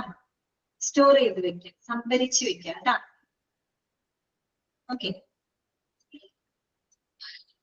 അപ്പൊ നമുക്ക് ഹോസ്പിറ്റൽ ഫാർമസിയുടെ ഫങ്ഷൻസ്, ഒരു ഫാർമസിയിൽ നടക്കുന്ന പ്രവർത്തനങ്ങൾ എന്തൊക്കെയാണ്. ഇത് കഴിഞ്ഞാൽ നമ്മൾ ഉടനെ പഠിക്കുന്നത് ഒബ്ജക്റ്റീവ്സ് ആണ് കേട്ടോ. ഫാർമസിയുടെ ലക്ഷ്യങ്ങളാണ്. അപ്പൊ ഈ ഫങ്ഷൻസും ഒബ്ജക്റ്റീവ്സും ഒക്കെ ഏകദേശം ഒരുപോലെയാണ് കേട്ടോ. ഏകദേശം ഒരുപോലെ തോന്നും. ഓക്കെ, അപ്പൊ നമുക്ക് functions of hospital pharmacy. First കാര്യം എന്താ പറയുന്നത്? Forecast of demand. Forecast of demand, that means provisioning, purchasing, receiving, inspection, quality test, storage and distribution. നേരത്തെ പറഞ്ഞ സെയിം പോയിന്റ് ആണ് കേട്ടോ. ഫോർകാസ്റ്റ്, ഫോർകാസ്റ്റ് ചെയ്യാന്ന് പറഞ്ഞാൽ എന്താ? പ്രെഡിക്റ്റ് ചെയ്യാന്ന് നടത്താം. നമ്മൾ ഫോർകാസ്റ്റിംഗ് വെതർ എന്നൊക്കെ കേട്ടിട്ടില്ലേ? കാലാവസ്ഥ പ്രവചിക്കുന്ന പോലെ ഒരു സംഭവം അല്ലെ? അതാണ് forecast of demand. Demand forecast ചെയ്യുക എന്ന് പറഞ്ഞാല് ഈ ഒരു ഹോസ്പിറ്റലിൽ ഇപ്പൊ പേഷ്യന്റിന്റെ ഡിമാൻഡിനനുസരിച്ച് അല്ലെങ്കിൽ ഹോസ്പിറ്റലിന്റെ ഡിമാൻഡ് അനുസരിച്ച്, പേഷ്യന്റിന്റെ ആവശ്യകതകൾക്ക് അനുസരിച്ച് കൊണ്ട് നമ്മൾ എന്ത് ചെയ്യണം? മരുന്നുകള് ഓർഡർ ചെയ്യണം അല്ലെ? ചില മരുന്നുകൾക്ക് ഡിമാൻഡ് കൂടുതലായിരിക്കും അല്ലെ? ചില മരുന്നുകൾക്ക് ഡിമാൻഡുകൾ കൂടുതലായിരിക്കും. ആശുപത്രിയുടെ ഡിമാൻഡ്, അതുപോലെ പേഷ്യന്റിന്റെ ആവശ്യകതകള്, ഇതിനനുസരിച്ച് കൊണ്ട് മരുന്നുകൾ കൃത്യമായിട്ട് നമ്മൾ അതിന്റെ സപ്ലൈ നിലനിർത്തുക, കൃത്യമായിട്ട് അതിന്റെ സ്റ്റോക്ക് ലെവല് നിലനിർത്തുക എന്നുള്ളത് ഫാർമസിയുടെ പ്രവർത്തനത്തിൽ വരുന്ന ഒരു കാര്യമാണ്. ഇതാണ് ഫോർകാസ്റ്റ് ഓഫ് ഡിമാൻഡ്. ആശുപത്രിയുടെ ഡിമാൻഡ് അതുപോലെ പേഷ്യൻസിന്റെ ആവശ്യകതകൾക്ക് അനുസരിച്ച് കൊണ്ട് നമ്മൾ കൃത്യമായിട്ട് മരുന്നുകളുടെ സ്റ്റോക്ക് നിലനിർത്തുക അല്ലെ? അതാണ് അവിടെ ഉദ്ദേശിക്കുന്ന പ്രൊവിഷനിങ് എന്ന് പറഞ്ഞാൽ. അതാണ് കേട്ടോ അവിടെ ഉദ്ദേശിക്കുന്നത്. കൃത്യമായിട്ട് അതിന്റെ സ്റ്റോക്ക് ലെവല് നിർത്തുക. ഇപ്പൊ ചില മരുന്നുകൾ ഡെയിലി ഒത്തിരി ആളുകൾ വാങ്ങുന്ന, ഏറ്റവും കൂടുതൽ സെല് ചെയ്ത് പോകുന്ന മരുന്നുകളാണെങ്കിൽ നമ്മളത് കൂടുതൽ സ്റ്റോക്ക് ചെയ്ത് വെക്കണം. അതേസമയം ചില മരുന്നുകൾ അധികം പോകുന്ന മരുന്നുകൾ അല്ലെങ്കിൽ അത് നമ്മൾ അധികം സ്റ്റോക്ക് ചെയ്ത് വെക്കണം. അപ്പൊ ഓരോ മരുന്നുകളുടെ ഡിമാൻഡുകൾ വ്യത്യാസമുണ്ട് അല്ലെ? അപ്പൊ ആ ഡിമാൻഡിനനുസരിച്ച് കൊണ്ട് നമ്മൾ എന്ത് ചെയ്യാതെ പ്രെഡിക്റ്റ് ചെയ്യാം. എത്രത്തോളം ആവശ്യങ്ങൾ ഉണ്ടെന്നുള്ളത് പ്രെഡിക്റ്റ് ചെയ്തുകൊണ്ട് കൃത്യമായിട്ട് നമ്മൾ അതിന്റെ സ്റ്റോക്ക് ലെവൽ നിലനിർത്താം, അതിന്റെ സപ്ലൈ ഉറപ്പുവരുത്തുക കേട്ടോ. പിന്നെ ഈ പറയുന്ന പോലെ പർച്ചേസിംഗ് ആണ്. ആവശ്യമായിട്ടുള്ള മരുന്നുകൾ പർച്ചേസ് ചെയ്യും. എല്ലാ മരുന്നുകളും, ചില മരുന്നുകൾ മാനുഫാക്ചർ ചെയ്യുന്നു, ചില മരുന്നുകൾ നമ്മൾ സപ്ലൈസിൽ നിന്ന് പർച്ചേസ് ചെയ്യാണ് ചെയ്യുന്നത്, വാങ്ങുകയാണ് ചെയ്യുന്നത്. അതുപോലെ റിസീവ് ചെയ്യുക, നമ്മൾ ഓർഡർ കൊടുത്താൽ മരുന്നുകൾ റിസീവ് ചെയ്യുക, അത് ഇൻസ്പെക്ഷൻ, അതിന്റെ പരിശോധന നടത്താം, ക്വാളിറ്റി ടെസ്റ്റുകൾ നടത്താം. നമ്മൾ ഈ ഒരാളുടെ നിന്ന് വാങ്ങിക്കഴിഞ്ഞാല്, സപ്ലൈസിൽ നിന്ന് മരുന്നുകൾ വാങ്ങിക്കഴിഞ്ഞാൽ അങ്ങനെ തന്നെ കൊണ്ട് നമ്മൾ ഡിസ്ട്രിബ്യൂട്ട് ചെയ്യല്ല. നമ്മൾ അതിന്റെ കാര്യങ്ങളൊക്കെ ചെക്ക് ചെയ്ത് നോക്കണം അല്ലെ? അതിന്റെ ക്വാളിറ്റി ടെസ്റ്റുകൾ നടത്തണം. ദെൻ സ്റ്റോറേജ്, പിന്നെ അത് കറക്റ്റ് ആയിട്ട് സ്റ്റോർ ചെയ്ത് വെക്കണം. Then distribution. ഇതൊക്കെ ആരുടെ ഫങ്ഷൻസ് ആണ്? ഫാർമസിയുടെ ഫങ്ഷൻ ആണ് കേട്ടോ. ഓക്കെ, പിന്നെ രണ്ടാമത്തെ പോയിന്റ് എന്താണ്? Selection of trust worthy supplies. That means selection of reliable supplies. വളരെ വിശ്വസ്തരായിട്ടുള്ള സപ്ലൈസിനെ സെലക്ട് ചെയ്യേണ്ടതും എന്താണ്? അത് ഫാർമസി. കാരണം ഞാൻ പറഞ്ഞല്ലോ, ചില മരുന്നുകൾ നമ്മൾ എന്ത് ചെയ്യും, ചിലയല്ല ഒരു മെജോറിറ്റി ഓഫ് ഡ്രഗ്സുകൾ നമ്മൾ സപ്ലൈസിൽ നിന്ന് വാങ്ങുകയാണ് ചെയ്യുക. അപ്പൊ ഇപ്പോഴും വാങ്ങുമ്പോൾ വളരെ ട്രസ്റ്റ് വർത്തി ആയിട്ടുള്ള വളരെ വിശ്വസ്തരായിട്ടുള്ള റിലയബിൾ ആയിട്ടുള്ള എന്താണ് സപ്ലൈസിനെ തെരഞ്ഞെടുക്കണം. കാര്യം അങ്ങനെയുള്ള ആളുകളിൽ നിന്ന് മരുന്നുകൾ വാങ്ങുമ്പോഴാണ് നമുക്ക് അതിന്റെ ഒരു കോൺഫിഡൻസ് ഉണ്ടാവുള്ളൂ, അല്ലെ? ഇപ്പൊ ലേബിൾ അല്ലാത്ത സപ്ലൈസിൽ നിന്നൊക്കെ നമ്മൾ സാധനങ്ങൾ, പ്രത്യേകിച്ച് മരുന്നുകളൊക്കെ വാങ്ങിക്കഴിഞ്ഞാൽ ചിലപ്പോൾ എന്തെങ്കിലും കേടുപാടുകളോ അല്ലെങ്കിൽ വേണ്ടത്ര ക്വാളിറ്റിയോ കാര്യങ്ങളോ ഒക്കെ ഇല്ലെങ്കിൽ അത് രോഗിക്ക് വളരെയധികം അപകടങ്ങളൊക്കെ ഉണ്ടാക്കാം. അതുകൊണ്ട് എപ്പോഴും റിലയബിൾ ആയിട്ടുള്ള ട്രസ്റ്റ് വർത്തി ആയിട്ടുള്ള വിശ്വാസയോഗ്യരായിട്ടുള്ള സപ്ലൈസിനെ തെരഞ്ഞെടുക്കാം. ഓക്കെ. പിന്നെന്താണ്? Prescribing estimate of the needed medicine. Prescribing estimate of the needed medicine. ആവശ്യമായിട്ടുള്ള മരുന്നുകളുടെ ഒരു എസ്റ്റിമേറ്റ് തയ്യാറാക്കുക. അതായത് ഓരോ ഹോസ്പിറ്റലില് എല്ലാ മരുന്നും അവിടെ കൊണ്ട് സ്റ്റോർ ചെയ്യാനൊന്നും പറ്റില്ല. ആ ഹോസ്പിറ്റലില് എത്ര ഡിപ്പാർട്ട്മെന്റുകൾ, ഏതൊക്കെ ഡിപ്പാർട്ട്മെന്റുകൾ പ്രവർത്തിക്കുന്നുണ്ടോ അവരുടെ ആവശ്യകതകൾക്ക് അനുസരിച്ചിട്ടുള്ള മരുന്നുകളുടെ മറ്റും എസ്റ്റിമേറ്റ് കാര്യങ്ങളൊക്കെ, എസ്റ്റിമേറ്റ് കണക്കും കാര്യങ്ങളൊക്കെ തയ്യാറാക്കി എത്രത്തോളം മരുന്നുകൾ ആവശ്യമുണ്ട് എന്നുള്ളതൊക്കെ, ഇങ്ങനെയൊക്കെയുള്ള മരുന്നുകളാണ് അവർക്ക് ആവശ്യമായിട്ടുള്ളത്. അപ്പൊ അതിന്റെ ഒരു എസ്റ്റിമേറ്റ് തയ്യാറാക്കുക. അതുപോലെ തന്നെ keeping information on quality, cost, source of supply, drug reaction etcetera. Okay. ഇപ്പൊ ഒരു ഫാർമസി എന്ന് പറയുമ്പോൾ അവര് മരുന്നുകൾ എന്താണ് പർച്ചേസ് ചെയ്യല് മാത്രമല്ല, മരുന്നിന്റെ ക്വാളിറ്റി, അതിന്റെ കോസ്റ്റ്, പിന്നെ അതിന്റെ സോഴ്സ് ഓഫ് സപ്ലൈ, ആരാണ് അത് സപ്ലൈ ചെയ്യുന്നത്, പിന്നെ ആ മരുന്നുകൾക്ക് എന്തെങ്കിലും ഡ്രഗ് റിയാക്ഷൻസുകൾ എന്തെങ്കിലും ഉണ്ടോ എന്നതിനെ പറ്റിയിട്ടുള്ള ഇൻഫർമേഷൻസുകളും കൃത്യമായിട്ട് കീപ്പ് ചെയ്യും. ചില മരുന്നുകൾക്ക് അതിൻ്റെതായ ചില സൈഡ് ഇഫക്റ്റുകളും കാര്യങ്ങളൊക്കെ ഉണ്ടാവും, അല്ലെ? അപ്പൊ മരുന്നിന്റെ ക്വാളിറ്റി എത്രത്തോളം ഉണ്ട്, അതിന്റെ കോസ്റ്റ്, പിന്നെ അതിന്റെ വിതരണ സ്രോതസ്, അതിന്റെ ഡ്രഗ് റിയാക്ഷൻസ് എന്നിവയെ പറ്റിയിട്ടുള്ള ഇൻഫർമേഷൻസുകളെ കീപ്പ് ചെയ്യുക. പിന്നെന്താണ്? Quality control of purchased or manufactured product. അതുപോലെ നമ്മൾ വാങ്ങുന്നതും അല്ലെങ്കിൽ മാനുഫാക്ചർ ചെയ്യുന്നതുമായിട്ടുള്ള മരുന്നുകളും മറ്റും ഉണ്ടല്ലോ, അപ്പൊ അതിന്റെ ക്വാളിറ്റി നമ്മൾ ഉറപ്പുവരുത്തുക. ക്വാളിറ്റി കൺട്രോൾ ചെയ്യാന്നാണ് പറയുന്നത്. എന്ന് വെച്ചാൽ അത് പേഷ്യൻസിന്റെ ഡിമാൻഡ്സിനനുസരിച്ച് കൊണ്ട് അതിന്റെ ക്വാളിറ്റി നമ്മൾ കൺട്രോൾ ചെയ്യാന്നുള്ളതാണ് കേട്ടോ. അല്ലെങ്കിൽ നമ്മൾ വാങ്ങുന്നതാവാം, ചിലപ്പോൾ നമ്മൾ മാനുഫാക്ചർ ചെയ്യുന്ന മരുന്നുകളായിരിക്കാം. അപ്പൊ അത് ആളുകളുടെ ആവശ്യങ്ങൾ നിറവേറ്റാൻ കഴിയുന്ന രീതിയിൽ അവരുടെ ആവശ്യകതകൾക്ക് അനുസരിച്ച് അതിന്റെ ക്വാളിറ്റിനെ റെഗുലേറ്റ് ചെയ്ത് കൊണ്ടുപോകും. ഓക്കെ. പിന്നെന്താണ്? Distribution of medicine in the ward. വാർഡുകളിലേക്കുള്ള മരുന്നുകളുടെ വിതരണം ഉറപ്പുവരുത്തുക. അപ്പൊ വാർഡുകളിലുള്ള രോഗികൾ എന്ന് പറയുമ്പോൾ എന്തായിരിക്കും? അഡ്മിറ്റ് പേഷ്യൻസ് ആയിരിക്കും, അല്ലെ? അപ്പൊ വാർഡുകളിലേക്കുള്ള മരുന്നുകളുടെ വിതരണം, അതുപോലെ distribution of medicines to outpatients, OP patients അല്ലെ, ഔട്ട് പേഷ്യൻസിനായിട്ടുള്ള മെഡിസിൻസിന്റെ വിതരണം. അതുപോലെ drug information source in hospital. അതായത് ഒരു ഫാർമസി എന്ന് പറഞ്ഞാല് act as a drug information source in hospital. ഒരു ഹോസ്പിറ്റൽസിന്റെ ഡ്രഗ് ഇൻഫർമേഷൻ സോഴ്സ് ആയിട്ടാണ് നമ്മൾ എന്തിനെ കണക്കാക്കുന്നത്? ഫാർമസിയെ കണക്കാക്കുന്നത്. Okay. Drug information source in hospital. ഹോസ്പിറ്റൽസിലെ ഡ്രഗ് ഇൻഫർമേഷൻ സോഴ്സ് ആയിട്ട് ആക്ട് ചെയ്യുന്നതാണ് എന്ത്? ഫാർമസി. അതുപോലെ തന്നെ centre for drug utilisation studies. അതായത് ഈ പറയുന്ന മരുന്നിന്റെ ഉപയോഗവുമായിട്ട് ബന്ധപ്പെട്ട പഠന കേന്ദ്രമായിട്ട് പ്രവർത്തിക്കാം. മരുന്നുകൾ ഏത് രീതിയിൽ ഉപയോഗിക്കണം, എങ്ങനെ ഉപയോഗിക്കണം, അതിന്റെ സൈഡ് ഇഫക്റ്റുകൾ എന്തൊക്കെയാണ്, അങ്ങനെ ആ ഒരു മരുന്ന് ഏത് രീതിയിൽ ഉപയോഗപ്പെടുത്തണം എന്നതുമായിട്ട് ബന്ധപ്പെട്ട ഒരു ഇൻഫർമേഷൻ സെന്റർ ആയിട്ട് പ്രവർത്തിക്കാം. പിന്നെന്താണ്? Bring in this practice recommendations of the pharmacy and therapeutic committee. അതായത് ഇന്ന് നമ്മളൊരു കമ്മിറ്റിയെ പറ്റി പഠിക്കുന്നുണ്ട്, ഡ്രഗ് ആൻഡ് തെറാപ്യൂട്ടിക് കമ്മിറ്റി. അതായത് ഒരു ഹോസ്പിറ്റലിൽ പ്രവർത്തിക്കുന്ന ഫാർമസിയുടെ പ്രവർത്തനങ്ങൾക്ക് ആവശ്യമായിട്ടുള്ള എല്ലാ നിർദ്ദേശങ്ങളും കൊടുക്കുന്ന ഒരു കമ്മിറ്റി ഉണ്ട് ഹോസ്പിറ്റലിൽ. അതാണ് ഡ്രഗ് ആൻഡ് തെറാപ്യൂട്ടിക് കമ്മിറ്റി എന്നാണ് പറയുക. അപ്പൊ ആ കമ്മിറ്റിയുടെ ശുപാർശകള്, കമ്മിറ്റിയുടെ റെക്കമെൻഡേഷൻസ് കൃത്യമായിട്ട് പ്രാവർത്തികമാക്കേണ്ടതും ഫാർമസിയുടെ ഒരു ഫംഗ്ഷനിൽ വരുന്നതാണ് കേട്ടോ. പിന്നെന്താണ്? Patient counselling. പേഷ്യൻസിന് മരുന്നുകളെ സംബന്ധിച്ചുള്ള കൗൺസിലിംഗ് കൊടുക്കുക, അവർക്ക് മരുന്നുകളെ പറ്റിയിട്ടുള്ള അവയർനെസ് പ്രൊവൈഡ് ചെയ്യുക. പിന്നെന്താണ്? Keeping liaison between medical nursing and patient. ഈ പറയുന്ന മെഡിക്കൽ നഴ്സിംഗ് അതുപോലെ പേഷ്യൻസിനിടയിൽ നല്ലൊരു ബന്ധം. ലിസോൺ എന്ന് പറഞ്ഞാൽ എന്താണ്? ലിസോൺ മീൻസ് റിലേഷൻ എന്നുള്ള അർത്ഥമാണ് കേട്ടോ. അതായത് ഡോക്ടേഴ്സ്, നഴ്സസ്, പേഷ്യൻസ് അവർക്കിടയിലെ നല്ലൊരു റിലേഷൻഷിപ്പ് കീപ്പ് ചെയ്യുക. ഓക്കെ, ഇത്രയുമാണ് ഒരു ഫാർമസിയുടെ ഫംഗ്ഷൻ ആയിട്ട് പറയുന്നത്. എന്തൊക്കെയാണ്? ഫോർകാസ്റ്റ് ഓഫ് ഡിമാൻഡ്, ഡിമാൻഡ് കൃത്യമായിട്ട് പ്രവചിക്കുക, പ്രെഡിക്റ്റ് ചെയ്യുക, അതുപോലെ തന്നെ മരുന്നുകൾ റിസീവ് ചെയ്യുക, അതിന്റെ പരിശോധന, ക്വാളിറ്റി ടെസ്റ്റുകൾ, അതിന്റെ സ്റ്റോറേജ്, വിതരണം, ഇങ്ങനെയുള്ള പ്രവർത്തനങ്ങൾ, അതുപോലെ തന്നെ ഏറ്റവും റിലയബിൾ ആയിട്ടുള്ള സപ്ലയേഴ്സിനെ സെലക്ട് ചെയ്യുക, അതുപോലെ ഹോസ്പിറ്റലിൽ ആവശ്യമായിട്ടുള്ള മരുന്നുകളുടെ എസ്റ്റിമേറ്റ് തയ്യാറാക്കുക, പിന്നെ ഒരു ഡ്രഗ്സ് സംബന്ധമായിട്ടുള്ള quality, cost, source of supply, drug റിയാക്ഷൻസുകൾ, ഇതെല്ലാം ഇതിനെ പറ്റിയുള്ള ഇൻഫർമേഷൻസ് കീപ്പ് ചെയ്യുക. അതുപോലെ നമ്മൾ പർച്ചേസ് ചെയ്യുന്നത്, മാനുഫാക്ചർ ചെയ്യുന്നതുമായിട്ടുള്ള പ്രോഡക്റ്റുകളുടെ ക്വാളിറ്റി ഉറപ്പുവരുത്തുക, ക്വാളിറ്റി റെഗുലേറ്റ് ചെയ്യുക, വാർഡുകളിലേക്കുള്ള മരുന്നുകളുടെ വിതരണം, ഔട്ട് പേഷ്യൻസിനായിട്ടുള്ള മരുന്നുകളുടെ വിതരണം, അതുപോലെ ഒരു ഹോസ്പിറ്റലിലെ ഡ്രഗ് ഇൻഫർമേഷൻ സോഴ്സ് ആയിട്ട് പ്രവർത്തിക്കുക, മരുന്നുകൾ എങ്ങനെ ഉപയോഗപ്പെടുത്തണം എന്നതിന്റെ പഠന കേന്ദ്രമായിട്ട് പ്രവർത്തിക്കുക. അതുപോലെ തന്നെ കമ്മിറ്റി, ഏത് കമ്മിറ്റിയാണ്? ഡ്രഗ് ആൻഡ് തെറാപ്യൂട്ടിക് കമ്മിറ്റിയുടെ ശുപാർശകള്, അവരുടെ മാർഗനിർദ്ദേശങ്ങൾ കൃത്യമായിട്ട് പ്രാവർത്തികമാക്കുക. പിന്നെ മരുന്നുകളെ സംബന്ധിച്ച് പേഷ്യൻസിന് കൗൺസിലിംഗ് കൊടുക്കുക, മെഡിക്കൽ നഴ്സിംഗ് പേഷ്യൻസിനിടയിൽ നല്ലൊരു റിലേഷൻഷിപ്പ് കീപ്പ് ചെയ്യുക. ഓക്കെ, ക്ലിയറായോ? ഓക്കെ അല്ലേ? അപ്പൊ നമുക്ക് ഇന്നത്തെ ക്ലാസ് വൈൻഡപ്പ് ചെയ്യാം കേട്ടോ. പിന്നെ നമ്മള് ICU പഠിച്ചത് കഴിഞ്ഞു, പിന്നെ നമ്മുടെ ഫാർമസി നമ്മൾ തുടങ്ങി വെച്ചിട്ടുണ്ട്. ഈ ഫംഗ്ഷൻസ് ഒന്ന് വായിക്കാം. ഫംഗ്ഷൻസ് പോലെ തന്നെയാണ് ഏകദേശം ഒബ്ജക്റ്റീവ്സും വരുന്നത് കേട്ടോ. ലക്ഷ്യങ്ങൾ അതടുത്തതും ഏകദേശം സിമിലർ ആയിട്ടുള്ള കാര്യങ്ങളാണ് കേട്ടോ. ഓക്കെ,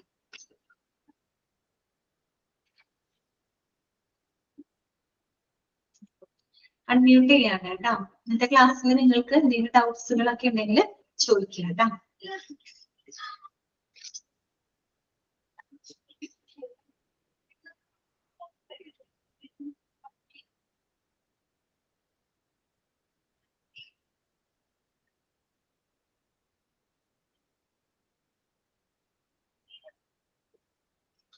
ക്ലാസ് ഒക്കെ എടുക്കുമ്പോൾ പോകാണെങ്കിൽ ഇടയ്ക്ക് മതി കേട്ടോ. നമുക്ക് എന്തെങ്കിലും ഒന്നുകൂടെ ഒന്ന് ജസ്റ്റ് ഒന്ന് പറയോ? ഫംഗ്ഷൻസാ? ഫംഗ്ഷൻസ് പറഞ്ഞത് ഒന്ന് ഫോർകാസ്റ്റ് ഓഫ് ഡിമാൻഡ് ആണ്. അതായത് ആശുപത്രിയുടെ അല്ലെങ്കിൽ ഈ പറയുന്ന പേഷ്യൻസിന്റെ ഡിമാൻഡിനനുസരിച്ച്, അവരുടെ റിക്വയർമെന്റ്സിനനുസരിച്ച് മരുന്നുകള് കൃത്യമായിട്ട് എത്രത്തോളം മരുന്നുകൾ വേണം എന്നുള്ളത് പ്രെഡിക്റ്റ് ചെയ്യുക. ഓക്കെ, അതനുസരിച്ച് മരുന്നുകൾ പർച്ചേസ് ചെയ്യുക. പർച്ചേസ് ചെയ്യുന്ന മരുന്നുകൾ അത് കൃത്യമായിട്ട് ഇൻസ്പെക്ട് ചെയ്യുക, പരിശോധിക്കുക, അതിന്റെ ക്വാളിറ്റി ടെസ്റ്റ് ചെയ്യുക, പിന്നെ അത് സ്റ്റോർ ചെയ്യുക, അത് ഡിസ്ട്രിബ്യൂട്ട് ചെയ്യുക. ഇതൊക്കെ ഫാർമസിയുടെ പ്രവർത്തനമാണ്. അതുപോലെ മരുന്നുകൾ വാങ്ങാനായിട്ട് ഏറ്റവും ട്രസ്റ്റ് വൃത്തിയായിട്ടുള്ള, എന്ന് വെച്ചാൽ നല്ല വിശ്വസ്തരായിട്ടുള്ള സപ്ലയർമാരെ തിരഞ്ഞെടുക്കുക. നല്ല നല്ല സപ്ലയേഴ്സിൽ നിന്ന് വേണം നമ്മൾ മരുന്നുകൾ പർച്ചേസ് ചെയ്യാനായിട്ട് കേട്ടോ. അതുപോലെ തന്നെ ഒരു ആശുപത്രിക്ക് ആവശ്യമായിട്ടുള്ള മരുന്നുകളുടെ എസ്റ്റിമേറ്റ് തയ്യാറാക്കുക. പിന്നെ ഈ മരുന്നുകളെ സംബന്ധിച്ചിട്ടുള്ള മരുന്നുകളുടെ ക്വാളിറ്റി, അതിന്റെ കോസ്റ്റ്, പിന്നെ അതിന്റെ മരുന്നുകളുടെ ചില റിയാക്ഷൻസുകൾ, അതിനെ പറ്റിയിട്ടുള്ള ഇൻഫർമേഷൻസുകൾ, വിവരങ്ങൾ സൂക്ഷിക്കുക. പിന്നെ നമ്മൾ പർച്ചേസ് ചെയ്യുന്നത് അല്ലെങ്കിൽ നമ്മൾ മാനുഫാക്ചർ ചെയ്യുന്ന മരുന്നുകളുടെ ക്വാളിറ്റി കറക്റ്റ് ആയിട്ട് റെഗുലേറ്റ് ചെയ്യുക. എന്നുവെച്ചാൽ നമ്മൾ ആ മരുന്നുകൾ നമ്മൾ പേഷ്യൻസിലോട്ട് എത്തുമ്പോൾ അവർക്ക് അത് എന്താണ് ഉപയോഗപ്പെടുന്ന രീതിയിൽ അതിന്റെ ക്വാളിറ്റി നല്ല രീതിയിൽ റെഗുലേറ്റ് ചെയ്യുക. പിന്നെ വാർഡുകളിലേക്ക് മരുന്നുകളുടെ വിതരണം, പിന്നെ ഔട്ട് പേഷ്യൻസിനുള്ള മരുന്നുകളുടെ വിതരണം നടത്തുക. പിന്നെ ഹോസ്പിറ്റലിൽ ഒരു മരുന്നുകളെ പറ്റിയിട്ടുള്ള ഒരു ഇൻഫർമേഷൻ സെന്റർ ആയിട്ട് പ്രവർത്തിക്കുക. ഓക്കെ, മരുന്നുകളെ പറ്റിയിട്ടുള്ള ഒരു ഇൻഫർമേഷൻ സെന്റർ ആയിട്ട് എങ്ങനെ ഉപയോഗിക്കണം, ഓരോ മരുന്നുകൾ, വെറുതെ മരുന്ന് സൂക്ഷിച്ചു വെക്കുക മാത്രമല്ല, അതിന്റെ ഡീറ്റെയിൽസുകൾ, അത് ഓരോ മരുന്നിന്റെ പ്രത്യേകതകള്, അതിന്റെ കോസ്റ്റ്, അതിന്റെ മറ്റുള്ള സൈഡ് റിയാക്ഷൻസുകൾ, അതെങ്ങനെ ഉപയോഗിക്കണം എന്നൊക്കെയുള്ള വിവരങ്ങളൊക്കെ സൂക്ഷിച്ചു വെക്കുക. അതാണ് അവിടെ ഉദ്ദേശിക്കുന്നത്. പിന്നെ ഡ്രഗ് ആൻഡ് തെറാപ്യൂട്ടിക് കമ്മിറ്റി ഉണ്ട്. ഹോസ്പിറ്റലിൽ പ്രവർത്തിക്കുന്ന ഒരു കമ്മിറ്റിയാണ്. അതായത് ഈ ഫാർമസിക്ക് വേണ്ട നിർദ്ദേശങ്ങൾ കൊടുക്കുന്നതും ഫാർമസിയുടെ പ്രവർത്തനങ്ങൾക്ക് വേണ്ട പിന്തുണ കൊടുക്കുന്ന ഒരു കമ്മിറ്റി പ്രവർത്തിക്കുന്നുണ്ട്. കമ്മിറ്റിയെ പറ്റി ഡീറ്റെയിൽഡ് ആയിട്ട് പറയുന്നുണ്ട്. ആ കമ്മിറ്റിയുടെ ശുപാർശകൾ എന്ത് ചെയ്യാം? പ്രാവർത്തികമാക്കുക. ആ കമ്മിറ്റി പറയുന്ന ശുപാർശകൾ നടപ്പിലാക്കുക. ഓക്കെ, പിന്നെ പേഷ്യന്റ് കൗൺസിലിംഗ്. പേഷ്യന്റ് കൗൺസിലിംഗ് എന്ന് വെച്ചാൽ പേഷ്യന്റിന്റെ മരുന്നുകളെ പറ്റിയിട്ടുള്ള അവയർനെസ് കൊടുക്കുക. പിന്നെ ഈ പറയുന്ന പോലെ മെഡിസിൻ ഡോക്ടേഴ്സ്, നഴ്സസ്, പേഷ്യൻസിനിടയിൽ നല്ലൊരു റിലേഷൻഷിപ്പ് കീപ്പ് ചെയ്യുക കേട്ടോ. ഓക്കെ, ഇത്രയാണ് ഫങ്ഷൻസ് ആയിട്ട് പറയുന്നത്. ഓക്കെ, അപ്പൊ നമുക്ക് വേറെ ഡൗട്ട്സ് ഒന്നും ഇല്ലെങ്കിൽ നമുക്ക് ക്ലാസ് വൈൻഡ് ചെയ്യാം കേട്ടോ. അപ്പൊ നെക്സ്റ്റ് ക്ലാസ്സിൽ ഇടാം. Okay, thank you. Thank you. Thank you, ma'am. Thank you ma'am.